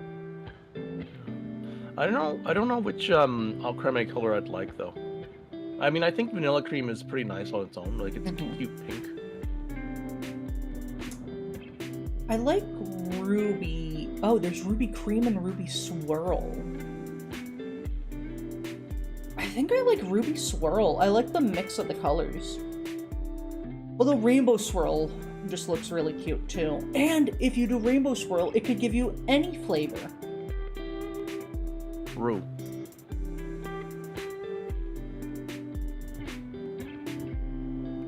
Yeah. Well, Phalanx? I think Phalanx is kind of cute. I like how they just have the coordinated tippy taps as they walk. It's kind of weird to me that there's 5 of them that count as one Pokemon. And they're like not even attached to each other. They're just kind of like in different entities. Yeah, they just walk. It would be interesting if we got a like a pre-evolution of it where it's just like one and you have to have 5 of them together to evolve it. Yeah, and then what are you gonna do with like to evolve that? Like have 5 of them again? Like to have an evolution of Phalanx? Yeah. Maybe they'll do a Clink Clank and they just like meld together. That would be interesting. Or they could do like the fake Mega Cling Clang where they just are all like stacked together to create a mech. Oh, Metagross. Metagross is just like a bunch of Beldum attached to each other in weird ways. Yeah, it doesn't really say much about what Phalanx does, just that they're all coordinated. They're not even gang. They just kind of like vibe out with each other. I'm thinking maybe put them to work or outside pet. Just let them march around. Outside pet. Yeah. They probably have their own agenda to do. I'll put it next to the Nose Pass. I'm gonna put you right there. What is your name? Pink Urchin. Pink Urchin? It's a sea urchin! Where's your dex entry? It feeds on seaweeds, using its teeth to scrape out off rocks. Electric currents flow from its spines. So as electricity, it doesn't really. It's just a pet rock. Yeah. It kind of reminds me of, the Innards Out Pokemon from Sun and Moon. Puka puka puka puka puka Pyukumuku. puka whatever. Puka muku. You know Yeah, what? yeah. You get to hang out with Pyukumuku. Pet rocks, right? Mm-hmm. Snom. Where's my Puka muku? There you are. Oh, Snom is just a friendly little fella. I am so tempted to put it in Would Commit AZ for. Snom is so cute. My husband and I both got obsessed with it when we first saw it. And I got some 3D printed Snoms for him. Oh. And the little shell on the back comes off. Oh. Snom just eats fresh snow. Mm-hmm. So we gotta move to Alaska. Yeah, you gotta move to Alaska. Or you can move to Canada. True. Canada, rah. I mean, I've thought about moving to Canada, so... Just make a separate tier. Would commit AZ for if I lived in Canada. I'm gonna put you... I love you, but I don't love you as much as, like... It's so hard. It doesn't pass the Wingle test. I think just because of the close connection I have to it, as well as my husband, I'm gonna put it in Would Commit AZ for. Okay, I'm gonna put it just before Wingle. It just barely doesn't pass the Wingle test for me. Mm-hmm. I think Frostmoth is very pretty. It reminds me of... There's like a trainer or a gym leader in Sword and Shield that wears a big poofy jacket. Yeah! I don't know her name. You don't fight her if you have a different game. Yeah. Melody, that's her name. Melanie. Melanie, yeah. Not Melody, Melanie. In Sword, her son Gordy takes her place as the gym leader. Wait, that's her son? Apparently so. I guess she's a MILF then. We like older women. Yeah, her age is 30 plus. So Gordy looks like he's in his 20s at least. We like older women. Neat. What does Frostmoth do? Oh. Icy scales fall from its wing like snow as it flies over fields and mountains. The temperature of its wings is less than negative 290 degrees Fahrenheit. It shows no mercy to any who desecrate fields and mountains. It will fly around on its icy wings, causing a blizzard to chase offenders away.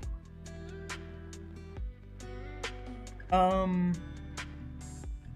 still like Frostmoth. We respect nature. I'd give it treats on command. And it would probably make a good guard Pokemon. Yeah, honestly, it probably would. It's like a Volcarona, but ice type. They kind of just vibe unless you mess with them. Exactly. How big is it again? 4'3", but that might be its wingspan. No, I think 4'3" is like from top to bottom. Its wingspan's gonna be a lot bigger. Fair. I'm gonna keep it as an outside pet because it's just that it doesn't have legs. It doesn't have legs. Yeah. How do these Pokemon like just stay without legs?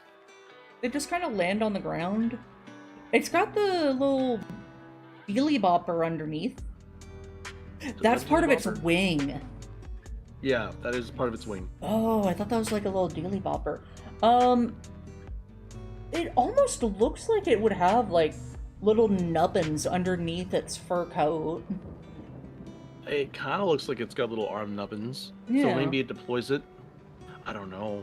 I need to see legs before I can make like inside pet assumptions. Because if it doesn't have legs, then it's not going to be able to do things. But I mean, they should have legs. It's just weird. Yeah, I can't tell. It might just be a me thing. Yeah, I don't know.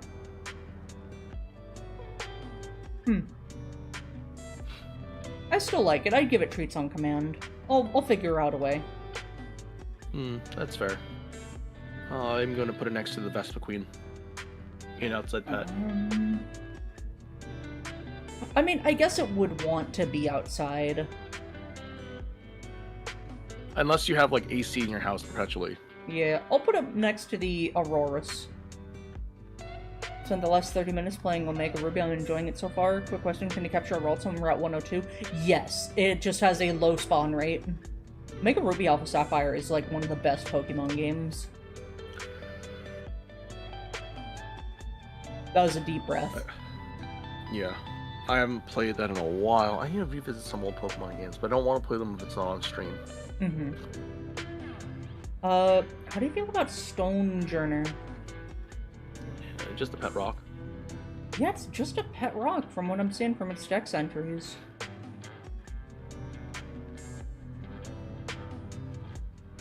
It's not like they really do much either. They kind of just sit around.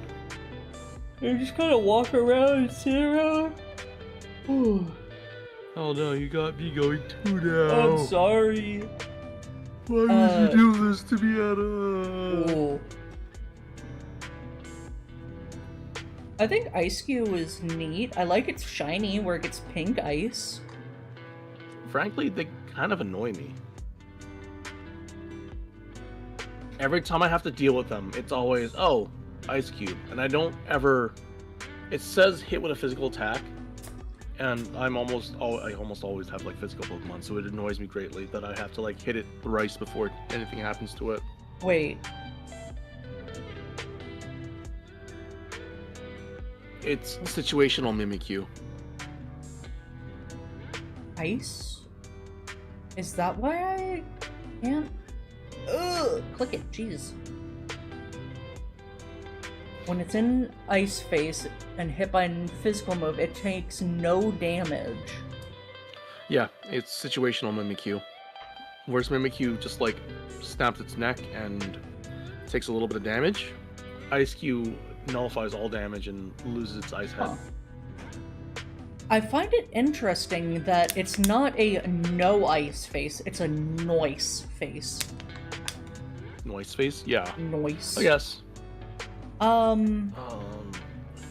big are you? As to how I feel about it, it's 4 feet.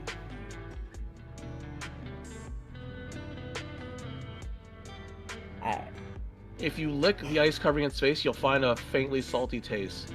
The species rode here on ocean currents from a cold, faraway land.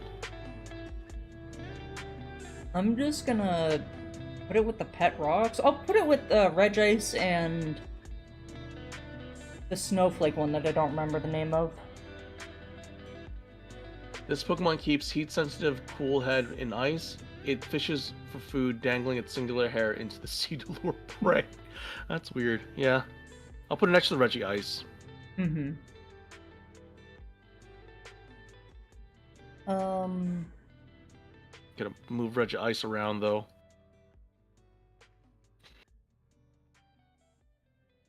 I like Indeedee. I think they're cute. I like Indeedee, too. They're very cute.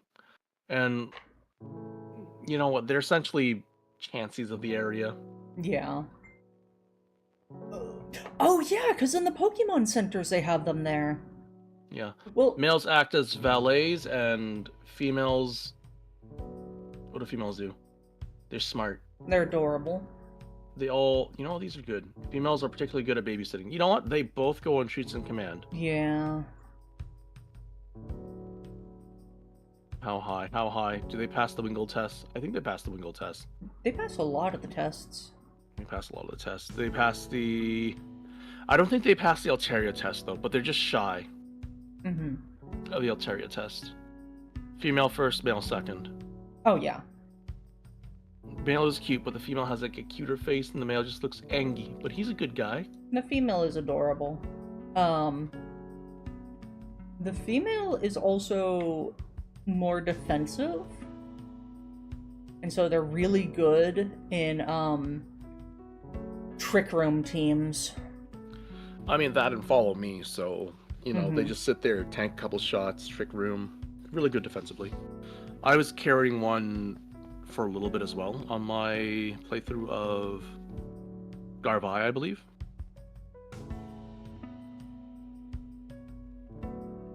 I used mine for a competitive team. Oh yeah, you pair the Indeedee with an Armarouge, and the Yeah. Armarouge just like starts buffing itself, and the Indeedee just starts tanking for the Armarouge. Oh yeah, and it's absolutely rude, and people hate it, but I mean, if it works. And now we got the Pikachu of the region. More Peko. Was it more Peko or more Pico? I say more Peko, but Yeah, I think more Peko. Okay, full belly mode. As it eats seeds, it stores up in its pocket like pouches. This Pokemon is not just satisfying its constant hunger, it generates electricity. And then angry mode. Hangry mode. It gets violent when it's angry. Mm-hmm. So just feed it. Just keep it fed. Just keep one of those self-refilling dog bowls. Self-filling. You get treats on command, more Pico. Hi, Sky. I don't think you're cuter than Yamper, though. No, I'm gonna put it with the Pika clones. Like, the only Pika clone I love is Dedenne. Yeah. Oh no, it's a Dedenne is in Woodcommit Z4. Mm-hmm. Ufant. I don't like the elephant. It's cute, but I don't like the elephant that much. Well, let's talk about the elephant in the room. The Q-Fan in the room? The Q-Fant. It digs up the ground with its trunk. It's very strong, able to carry loads of 5 tons. If a job requires strike, I think these want to go to work. Yeah, seems like it. They're smart enough to want to be useful. Same with the Caparaja. Where's the go to work? You can hang out with the gym bros, because I'm sure you'd beat them in an arm wrestling contest. Mm-hmm.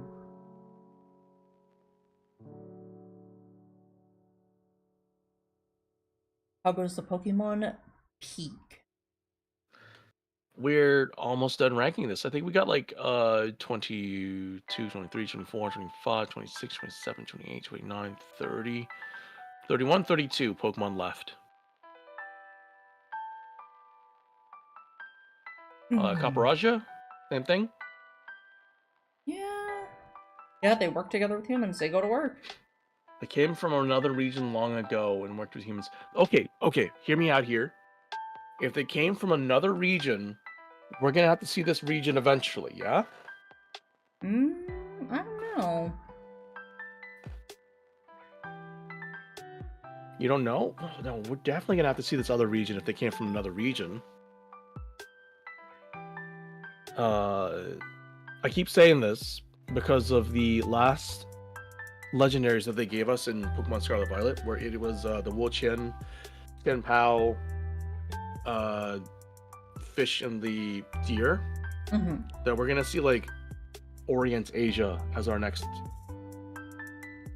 location. And India is really close to Orient Asia. They're South Asia. So I could see them lumping like a bunch of countries in Eastern Asia together, along with Southern Asia, and having a region based on that. Yeah. Like, you'd take, I don't know, from Mongolia to India to Korea and China, and just like kind of put them in the north, east, southwest, and that would work. Do you really think they'd do something like that, though? Maybe not entirely. Maybe they'll save India as its like own region, because they did do New York as a whole inspiration for a region, and France as a whole inspiration for a region, and then Portugal as a whole inspiration for a region. Portugal being Paldea. Is it Portugal? No, it's Spain. I think it's Portugal and Spain, probably. I don't really know geometry, or not geometry. Geography. Geography, thank you. I don't really know geography too well. Let me just double check if, like, I'm pretty sure Paldea is Spain or Portugal. Paldea is inspired by the peninsula. Yeah, so Paldea is Spain and Portugal.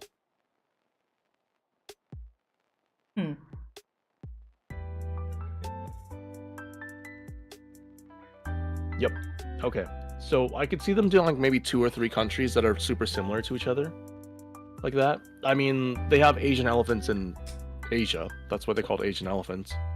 Well, So if they do the next area, that's like China, Korea, Vietnam, Mongolia, all in one little area, I can see them also doing that as like putting copper rajas there as well. yeah. Well, they also had the Pokédex entry about how Raichu can take down an Indian elephant. Yeah. So, would be Therefore, they would be. Wait, so does that mean Raichu can take down a copper raja? You know, I was thinking. Anyways, I'm gonna put the copper raja to work before I do anything else. Sorry, I went to grab an ice pack. Ugh, getting a little No overheated. worries. Oh, that feels good. But yeah, I'll put Caparaja to work. I think be happy to do that. So I'm not even gonna read the dex entries for the next 4, being the really weird Galar fossil Pokemon. I think it'd be best to give them a Slugma-Swirly. Ooh, that's cool. Put them out of their misery. Put them out of their misery, because, like, they are not supposed to be here. Like this. No, they're not supposed to be here, and they're not supposed to be like that. They are so poorly formed. Mm-hmm. Like, what is it? The little dinosaur head thing. I don't even know which body it's supposed to be a part of. From what I've seen, we're missing a lot of them. Or we're missing half. Because, like, hold on. Pokemon... Yeah, we're missing half. Sword and Shield fossils. In Sword and Shield... Come on, load. I feel so bad for the Dracofish. It is literally just a butt head. We have... Yeah, so we're missing the fish body. The Drake head. The bird body. And the dino head? Yeah. Yeah. It's really, really weird. I think it's fine to put them all in Slugma Swirly. Yeah. They didn't 'Cause deserve this. They didn't ask for this, they didn't deserve this. If I were to rank how I like them based on designs, I really like the bird one. I like the electric bird. So I do... Really? Yeah. I do Arctozolt, then Dracozolt. God, I just don't remember their names. Then Arctovish, then Dracovish. I don't like Dracovish. I like them in looks weird. reverse. I do like Dracovish, but it's only because it's funny. It's literally a butthead. Fair. And then there's Acrovish, which is kind of also super weird. Then it is the Actrazotl, and then Dracrozolt. Fair. Like, the dex entries for Arctozolt, or Arctovish, though it's able to capture prey by freezing its surroundings, it has trouble eating the prey afterward because its mouth is on top of its head. The skin on its face is impervious to attack, but breathing difficulties made this Pokemon go extinct anyway. Maybe because you did it wrong. Yes, definitely because they did it wrong. I don't know how they managed to like mess it up that badly, but they did. And they just said, this is good enough. Like, Not only do I want to see their complete forms, I want to see them mess up the other fossil Pokemon as well now. Give me, I don't know, an Aerodactyl with the body of a Kakuna. Not Kakuna. What is it called again? I forgot its name. The Protoscyther.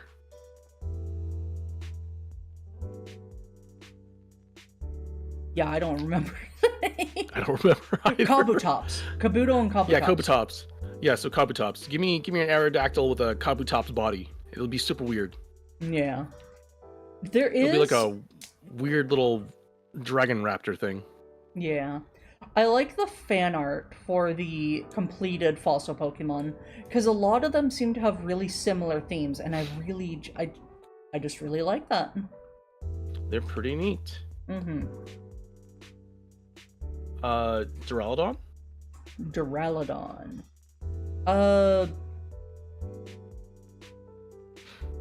it rusts easily.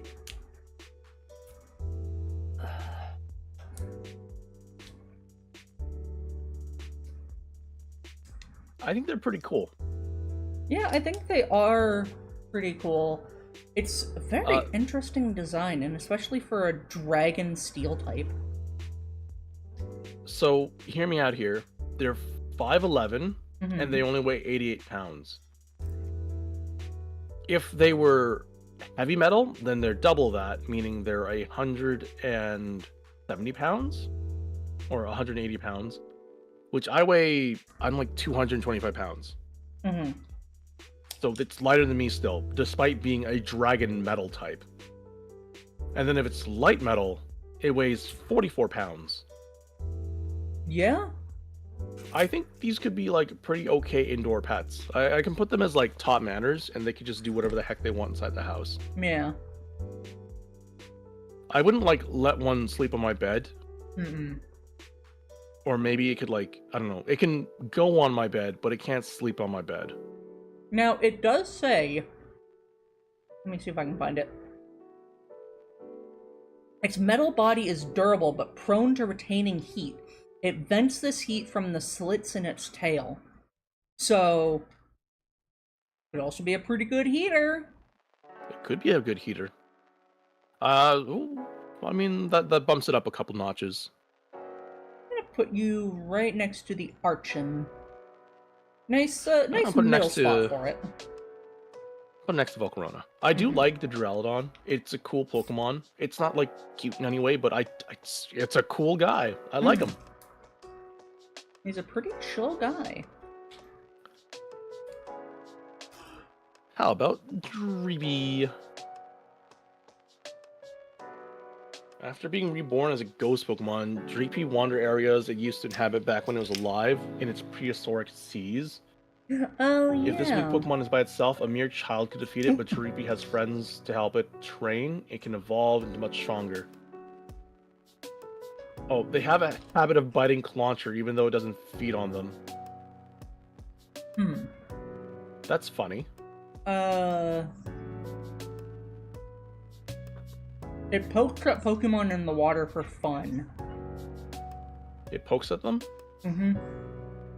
You know what? It's not, like, overly dangerous. I think it's fine. I think outside pet I think with it's a like... fish. Outside pet with a fish? I think I can put it in top manners, honestly. I mean, they seem to want to fly around. So... That's true. Alright, yeah, outside pet with a fish. It can poke the fish.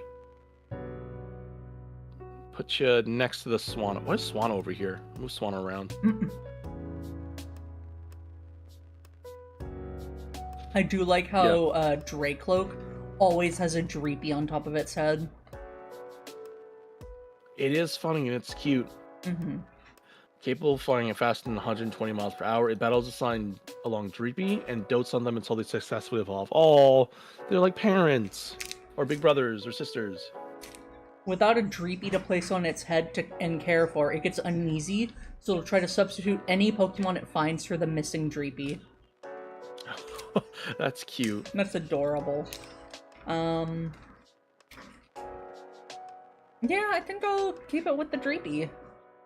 It's outside pet. Definitely. They want to be... They're not gang, they're squad. There you with are. the fish. It can float around and poke the fish.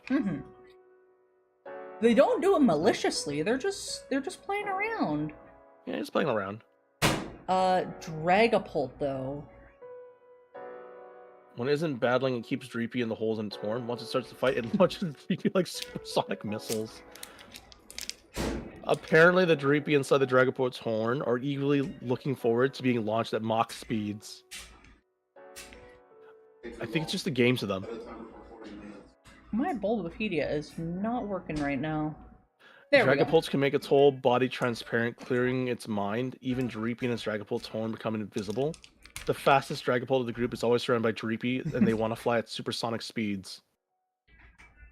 Yeah, they're just low guys. These, you know what? For like a ghost Pokemon, this is probably one of, aside from the Trevenant, this is probably one of like the most wholesome ghost Pokemon. Mm-hmm. I might, like, how big is Dragapult? 9 feet. They're I big. guess it is 9 feet It's long. mostly tail though. Yeah. But you want to have them outside so they can launch Dreepy at supersonic speeds. Oh yeah. You Don't could want even that make in a the little house. game out of it. Yeah. Can you even keep Zacian as a pet? It's a dog. No. It's a 200-pound, 9-foot-tall dog. And it knows how to hold a sword in its mouth. I'm pretty sure it knows how to open a door with its mouth too, if it can hold a sword in its mouth. Oh yeah. Known as a legendary hero, this Pokemon absorbs metal particles, transforming its weapon in battle. Sleeping for many years, some say Zamasensa's older sister. Huh. Others say two Pokemon rivals. Oh wait, so this is a girl? I did not know that. I mean, it's still genderless because it's a legendary, but I guess if its dex entry says older sister, I guess it's a girl. Yeah. And if it's the older girl, then it's probably a smart pupper. I think I can think give it's it a good treats dog. on command. It's a Yeah. good dog. Treats on command, good dog. Finally, a legendary we can put in treats on command and not have to worry about at all whatsoever. It's just a big, good dog. I'm gonna put you right next to Blissey. Ooh, What I'm gonna put it about- next to Latios and Latios. Zamazenta. It's just a good dog, right? Past times that worked together, the king people saved Galar. Slept for aeons. It was asleep so long that people forgot it ever existed. It can detect any attack and it can defend it. Yeah, it's a good dog. It's a good dog. It's a good dog. 9 feet tall, 400 pounds. It is a really big, good dog. Next to Latios and Latios It's just you go. a big lap dog. Just a big lap dog. Eternatus, though, I don't even know. I feel like Eternatus is a problem. It's a natural disaster, I think. It's heavy. 2,000 pounds of pure energy.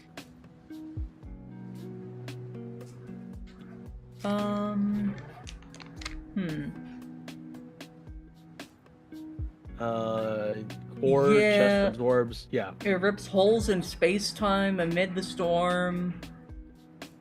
Yeah, I think it's... It also did almost cause a calamity, so I'm thinking Slugma I'm not sure if it's causing a calamity because it wants to cause a calamity or just because it merely exists. It might be a... What do you call it? A Dialga? No. What's the last one? What's the ghost one? Giratina. It might be a Giratina kind of incident thing. Or Rayquaza kind of thing. Like, these things, if they're left unchecked, could be fine. Well, I don't know. it crash-landed 20,000 years ago within a giant asteroid. I think we can put it back. And when I say back, I mean back in its asteroid, back into space. Not like back in where it came from Earth. I mean like back into space. If we put Yeah. it back into space, it should be fine. Not our problem anymore. Not our problem. Rayquaza, do your job. Keep these space freaks from invading our planet. I'm sure it was busy keeping Groudon and Kyogre in check. True. I bet the Eternatus crash landed when the Deoxys crash landed. Yeah. Oh, actually, no. I bet Arceus didn't make Rayquaza yet. The Eternatus came in, and Arceus was like, hey, this is a problem. You there. You are now my son. Rayquaza, deal with this, please. Make sure this doesn't happen again. Yeah. Cubfu? Do you like Cubfu? It's alright. I don't. It looks like a koala, but it's definitely not a koala. Mm-hmm. I think top manners. I think so too. Like this thing, I know it wants to fight to get stronger, but it can't be fighting. I don't know. You can't be throwing punches at the Volcarona. Yeah. I'm gonna put it next to Riolo. Riolo? Lucario. Lucario. I'm pretty sure Lucario would train the Cubfu very well. You make an excellent point. Oh god, where did I put it? I have mine in top manners. I don't know where you put your Lucario. There's Cupfu.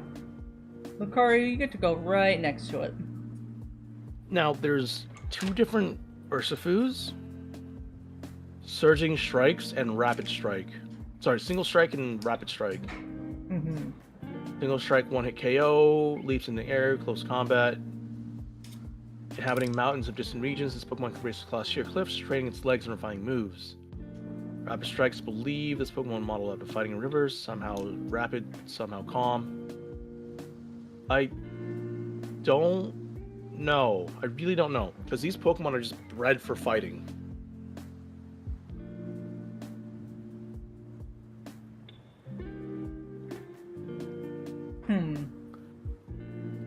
Honestly, I think it'd be fair to just put them in top manners as well. Yeah.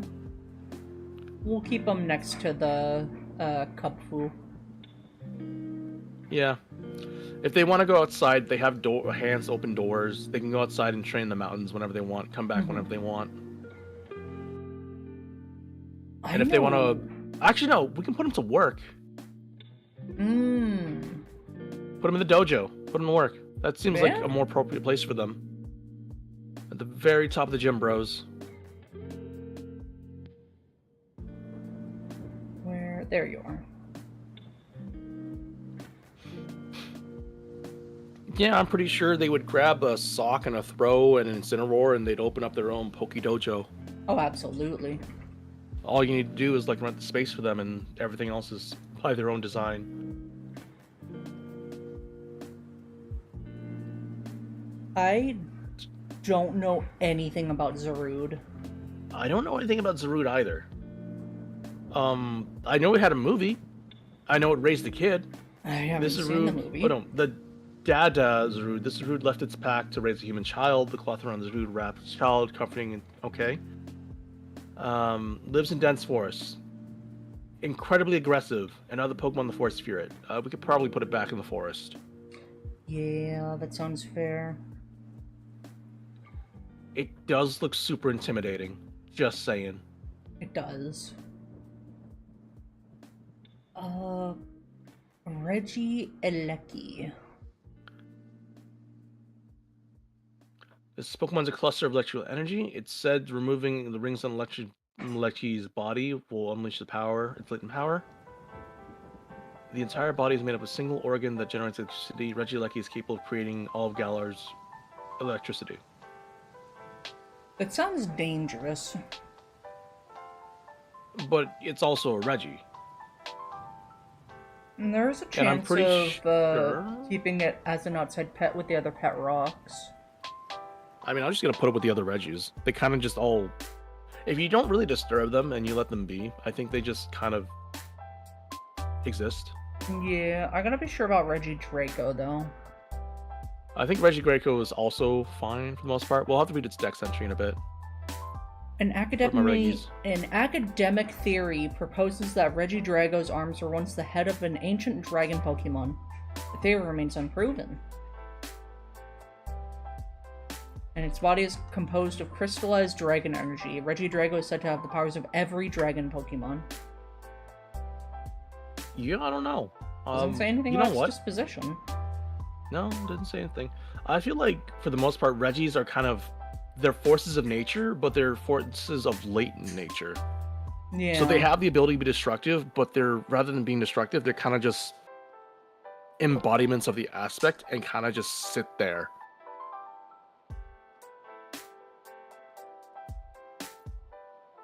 I don't fear Reggie Drago. Do you want to know why? Why? 100 base attack, 50 defense. 100 special attack, 50 defense. Speed 80. 200 health. This thing is just a bullet sponge. Yeah? And it doesn't even like take reduced damage. It's incredibly weak and supple. But it just has a lot of HP. All you need to do is like put one Mawile in front of it and it just kind of doesn't do much. Very true. And then its move pool. Oh my goodness, its move pool is actually bad. Yeah. It gets access to Dragon, Dark, Fighting, Normal type moves, and then like what? Elemental Fangs, Earth Power, It does Earthquake, like the Draco bite. Meteor. It gets the bite moves. That's it. Its moveset is so abysmal. Yeah. Of all the Regis, it is probably the weakest. Yeah. Although I think its ability makes at least dragon type moves stronger. But- Its ability is Dragon. Yeah, it does. So, I mean, stab Dragon, but at the same time, I'd rather have a Salamence. Those things will outspeed and one-shot the Reggie before the Reggie can, like, take out the Salamence. Yeah, that's fair. It's interesting, but all in all, I still think it's, like, it's a pet rock. It sits there. Yeah.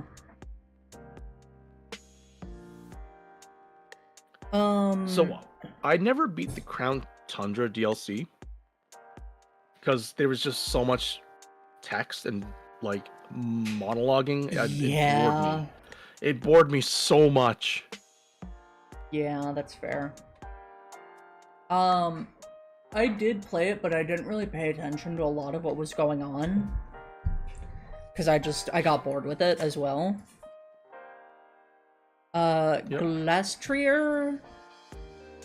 It emits intense cold from its hooves. It's also a belligerent Pokemon. Anything it wants, it takes by force. Kind of mean. I don't know. Do we put it back? I think It's kind of mean, I yeah. think we put it back. A 7-foot tall horse. 1,700 pounds? Yeah, I'm definitely putting that back. I don't want Yeah. that thing anywhere near me. It would like step on my toes and I'd lose all of them. Yeah.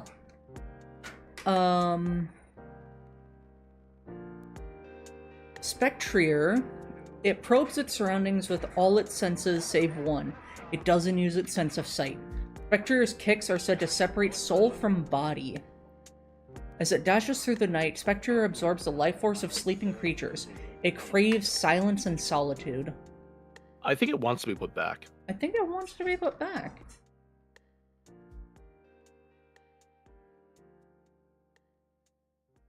I mean, it's majestic, but I don't.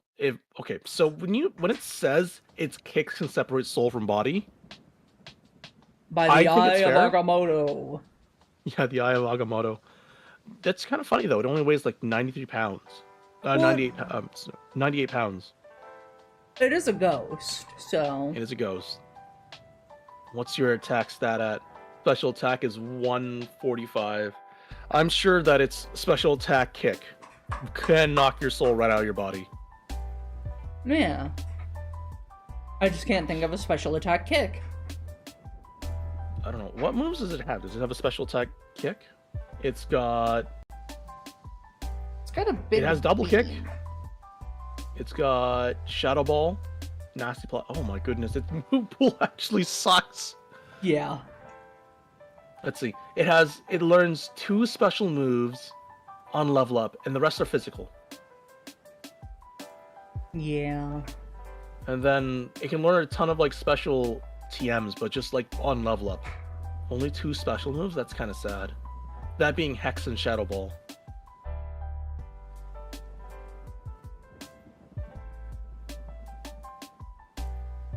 Okay, Clayrex. Calyrex. Calyrex is the where do you work out at the library meme. Yeah, where do you work out? Megamind! A merciful Pokemon. It showed no mercy to its opponents, but it would heal their wounds after battle. Brought green to the wasteland. So it seems like a pretty decent Pokemon. I think I'd keep it as an outside pet. I'll just keep trying to find more and more horses. It'll just bring back all the weird deer it sees. Mm-hmm. Is that a Ponyta? No, that's Calyrex is now riding a Ponyta. Fun. Tragic. Yeah, outside pet. Tragic. And I'll put it next to the Ponyta, and then what's this thing called again? The French horses. Ponyta? No. The one with the sword on its head. The sword on its head? Yeah. Oh, from Black and White, Zebstrika? Yeah, Zebstrika, that one. No, not Zebstrika. The legendary one. From X and Y. The legendary horse from X and Y? Yeah, the Musketeers. Oh, Cobalion, Terrakion, and Virizion with Keldeo. Yeah, Keldeo. I think it and Keldeo would have a whole lot of fun together. Oh, yeah. I like how Galarian Ponyta looks so small. Is it tiny? Oh yeah, it's 2'7" as opposed to Ponyta's 3'3". Oh my goodness, it is tiny. It is just a My Little Pony. Hello, Cherry. Okay, Galarian Ponyta. It's so cute. Its small horn hides healing power. With a few rubs from its horn, any slight wound you have will be healed. This Pokemon will look in your eyes and read the contents of your heart. If it finds evil, it will promptly hide away. I think it deserves treats on command. I think a good fellow. Treats on command. I just don't really want to stroke its horn a lot. Even though it has healing powers, I don't really want to stroke its horn a lot. It's a little weird. It is a little weird. I'm sure, like, if you brought a little child to the Ponyta, it would definitely rub its head in its horn, just out of curiosity. Oh, yeah. I'll put it next to Suicune.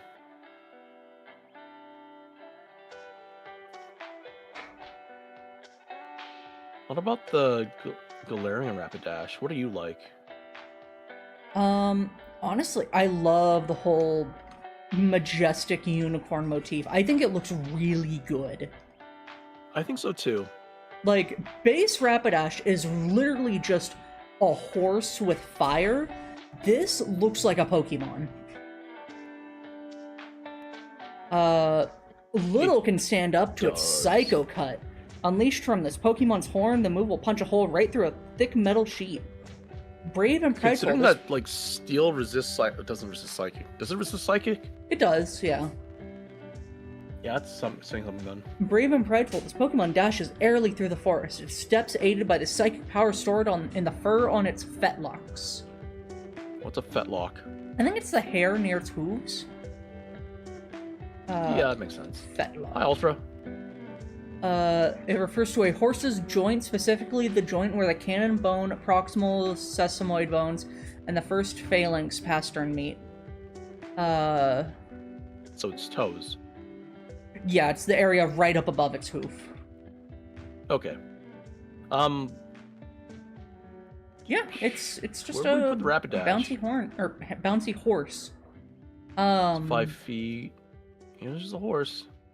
I want to put it in treats on command, but that also gives the assumption that it's an inside pet. I'll put it as an outside pet, but I'm going to put it right next to Keldeo. You know what? I think with its psychic powers, it could probably open the door on its own. Yeah. It could come in the house when it wants to. How big did you say it was? 5 feet. 5 feet and 176 pounds? Yeah, this is a small horse. You can hang out inside. You can sleep on the bed if you want. I don't know if I'd let it sleep on the bed. It can rest its head on the bed. Oh, put Ponyta! Where did I put the little Rapidash? There you are. Ponyta, where is it? Where is it? I lost track of it already. Yeah, my eyes are not working right now with all of these Pokemon. Oh yeah, I'll put it next to Ponyta. It's just a Suicune, right? Yeah. Slowy Pokey. I don't know if Galarian Slowpokes are actually good to keep around because they are poison type. Oh. Galarian Slowpoke. Although this Pokemon seems normally zoned out, its expression abruptly sharpens on occasion. Oh, its tails are The cause spicy. for this is in its diet. Spicy tails?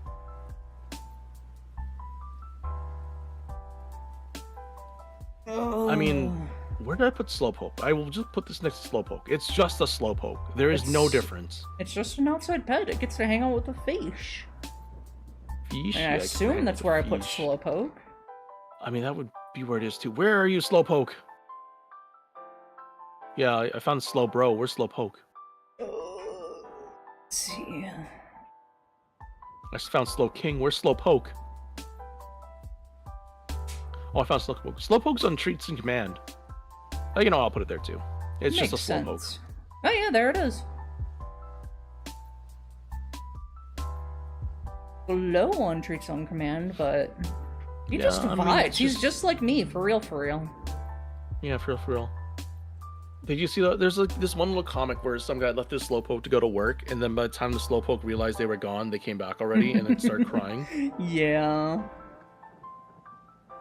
A Shelder bite set off a chemical reaction with the spices inside Slowbro's body, causing Slowbro to become a poison-type Pokemon.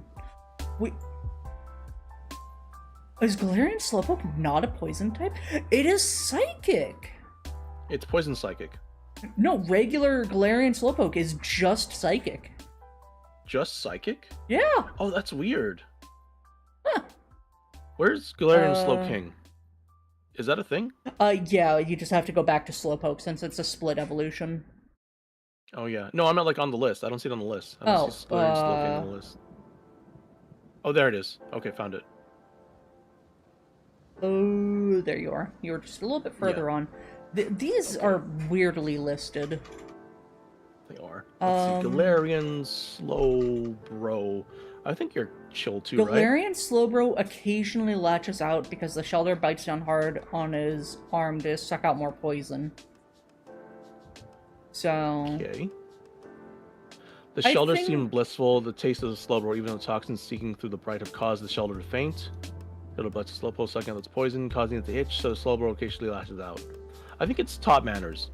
Yeah, I was thinking that too. They're not bad, but they gotta, like, be trained. Yeah. Actually, you know, I'll keep it as an outside pet with the other Slowbro.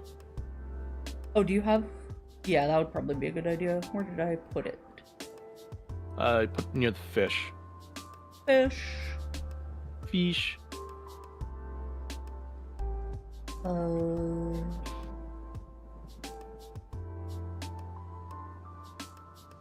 Yeah, Slowpoke is great Flash. I do like Slowpoke. They have the life-size Slowpoke Pokemon plushes, and I did want one.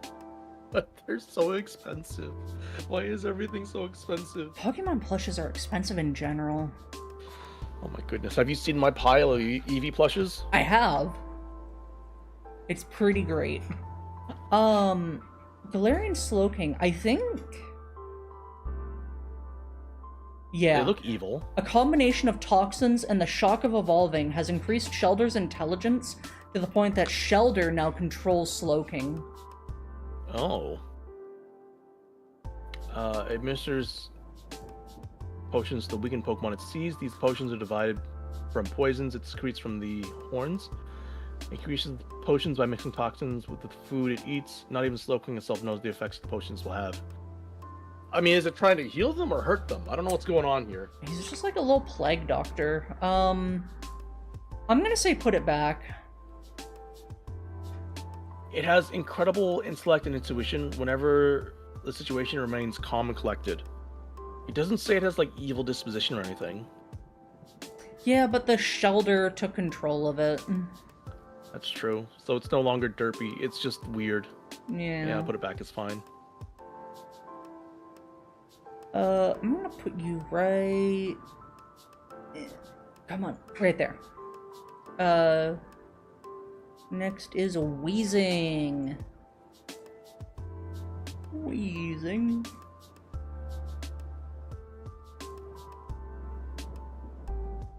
Where are you, Wheezing? Okay, Galarian wheezing. I don't know. Yeah, it about does these look Pokemon. hurt. They're kind of weird. Oh. It's dapper, but weird. Oh, where is it? This Pokemon consumes particles that contaminate the air. Instead of leaving droppings, it expels clean air.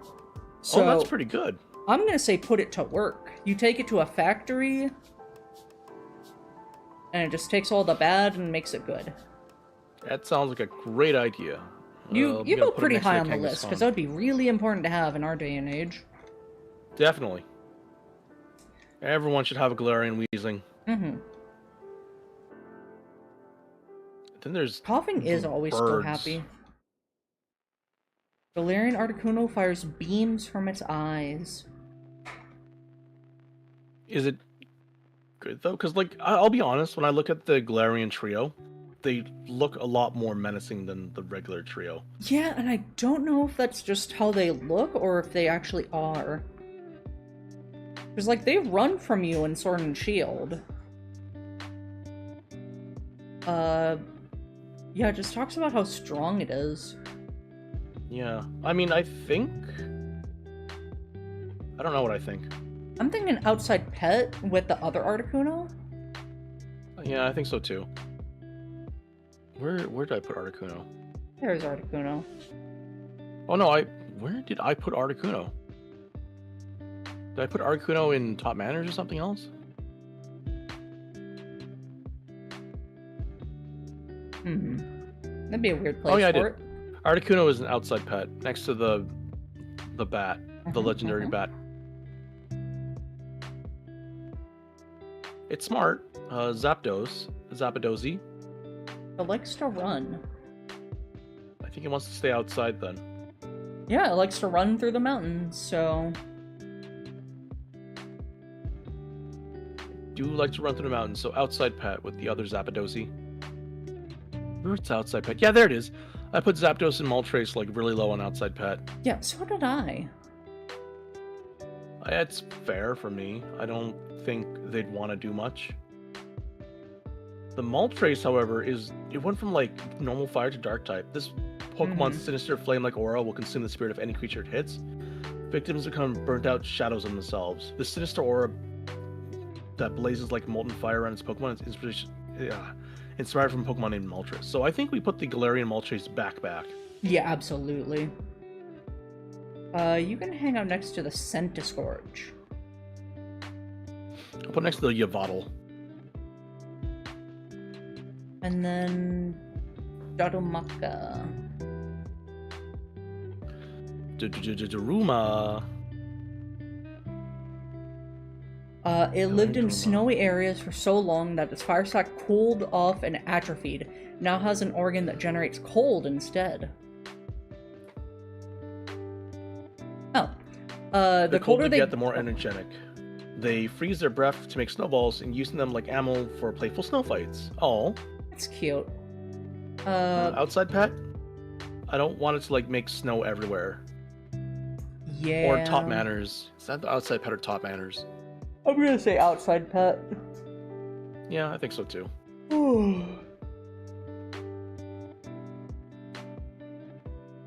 And then Darmanitan.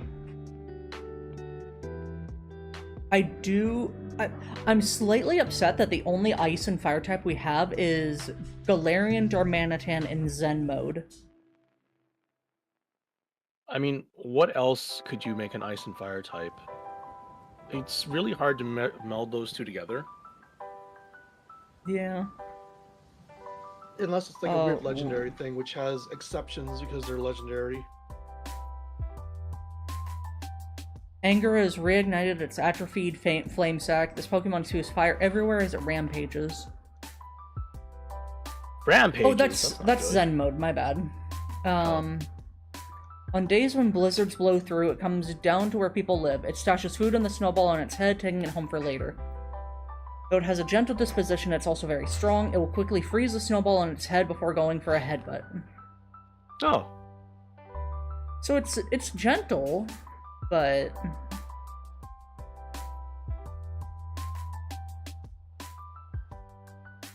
it can get angry. So it's like a top manners outside pet kind of thing. Outside pet. You're gonna put it low outside pet. Because I think it's huge. It's 4'3" and not that 200 big. pounds. I'll put it next to the baby hippo and the Typhlosion. And And we've only got like one left. I know where this one's going. Slugma Swirly. Oh, absolutely. Right next to the other one. There is no reason a Pokemon should be shaped like a bear trap. There is no reason a bear trap should just be biting at your little ankles. Stunfisk deserves everything bad. Hate Stunfisk. Do you see what it looks like when it turns into a bear trap? It gets an evil eyes and evil smile. And it just looks like a Pokeball sticking out of the dirt. And like, there's only one reason it would look like a Pokeball sticking out of the dirt, and that's for someone to come by and try and pick it up. And because it's a bear trap, like, think of all the little ones who are gonna get their hands bitten off by this stupid Stunfisk. Yeah.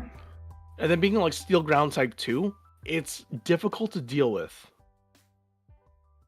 Plus, it has a lot of status moves. So this thing is not meant to be nice. It's meant as an ambush hunter and a very mean ambush hunter. I don't like it. No, they're not good. Let's just read this Pokedex entry anyways. It's gonna be bad, whatever it is. Yeah. Living in the mud, higher iron concentrate gives it a strong steel body. Its copious lips lure its prey in as it lies in the mud. When its prey gets close, the Stunfisk clamps its jagged sheer fins down on them. Yeah. They're not nice. They're not nice. Oh. That's it. That's all. That's all. God, I need to take a nap. I am very tired right now. Me too. Ugh. How many Pokemon do we have left? Was this 2, 4, 6, 8, 10, 2, 4, 147, 48, 49, 50, 51, 52, 53, 54. 154 Pokemon left to rank. That's not for bad. us. That's not bad at all. Alright. Well, thank you, Lance. I had fun, as always. Thank you, Anna, for joining me. It was tons of fun. We'll have one more stream after this, and I don't know if we'll be doing another ranking stream. I know you said you wanted to like rank Digimon. Yeah, I want to get my husband in on that, too. Because he likes Digimon. There's a lot of them, though, and I don't know how we're going to organize them. I'm sure we can find a tier list or something. Yeah. Are you streaming anything else later today? Yeah, I'm going to be playing some Xenoblade Chronicles X later. I will be attempting to play some more Pokerogue later tonight. Peak. Probably late. And I've got like at least 150 eggs to hatch, so that's going to be a big ordeal. Jeez. Yeah. Well, I wish you luck with that. I'm gonna go take a nap. Okay, bye Anna. Bye guys. Goodbye, everyone. I will... Yeah, bye. I'll see everyone else next time as well. Until then, take care. Bye Absolutely. guys. Bye-bye. And there's no one to raid, sad to say.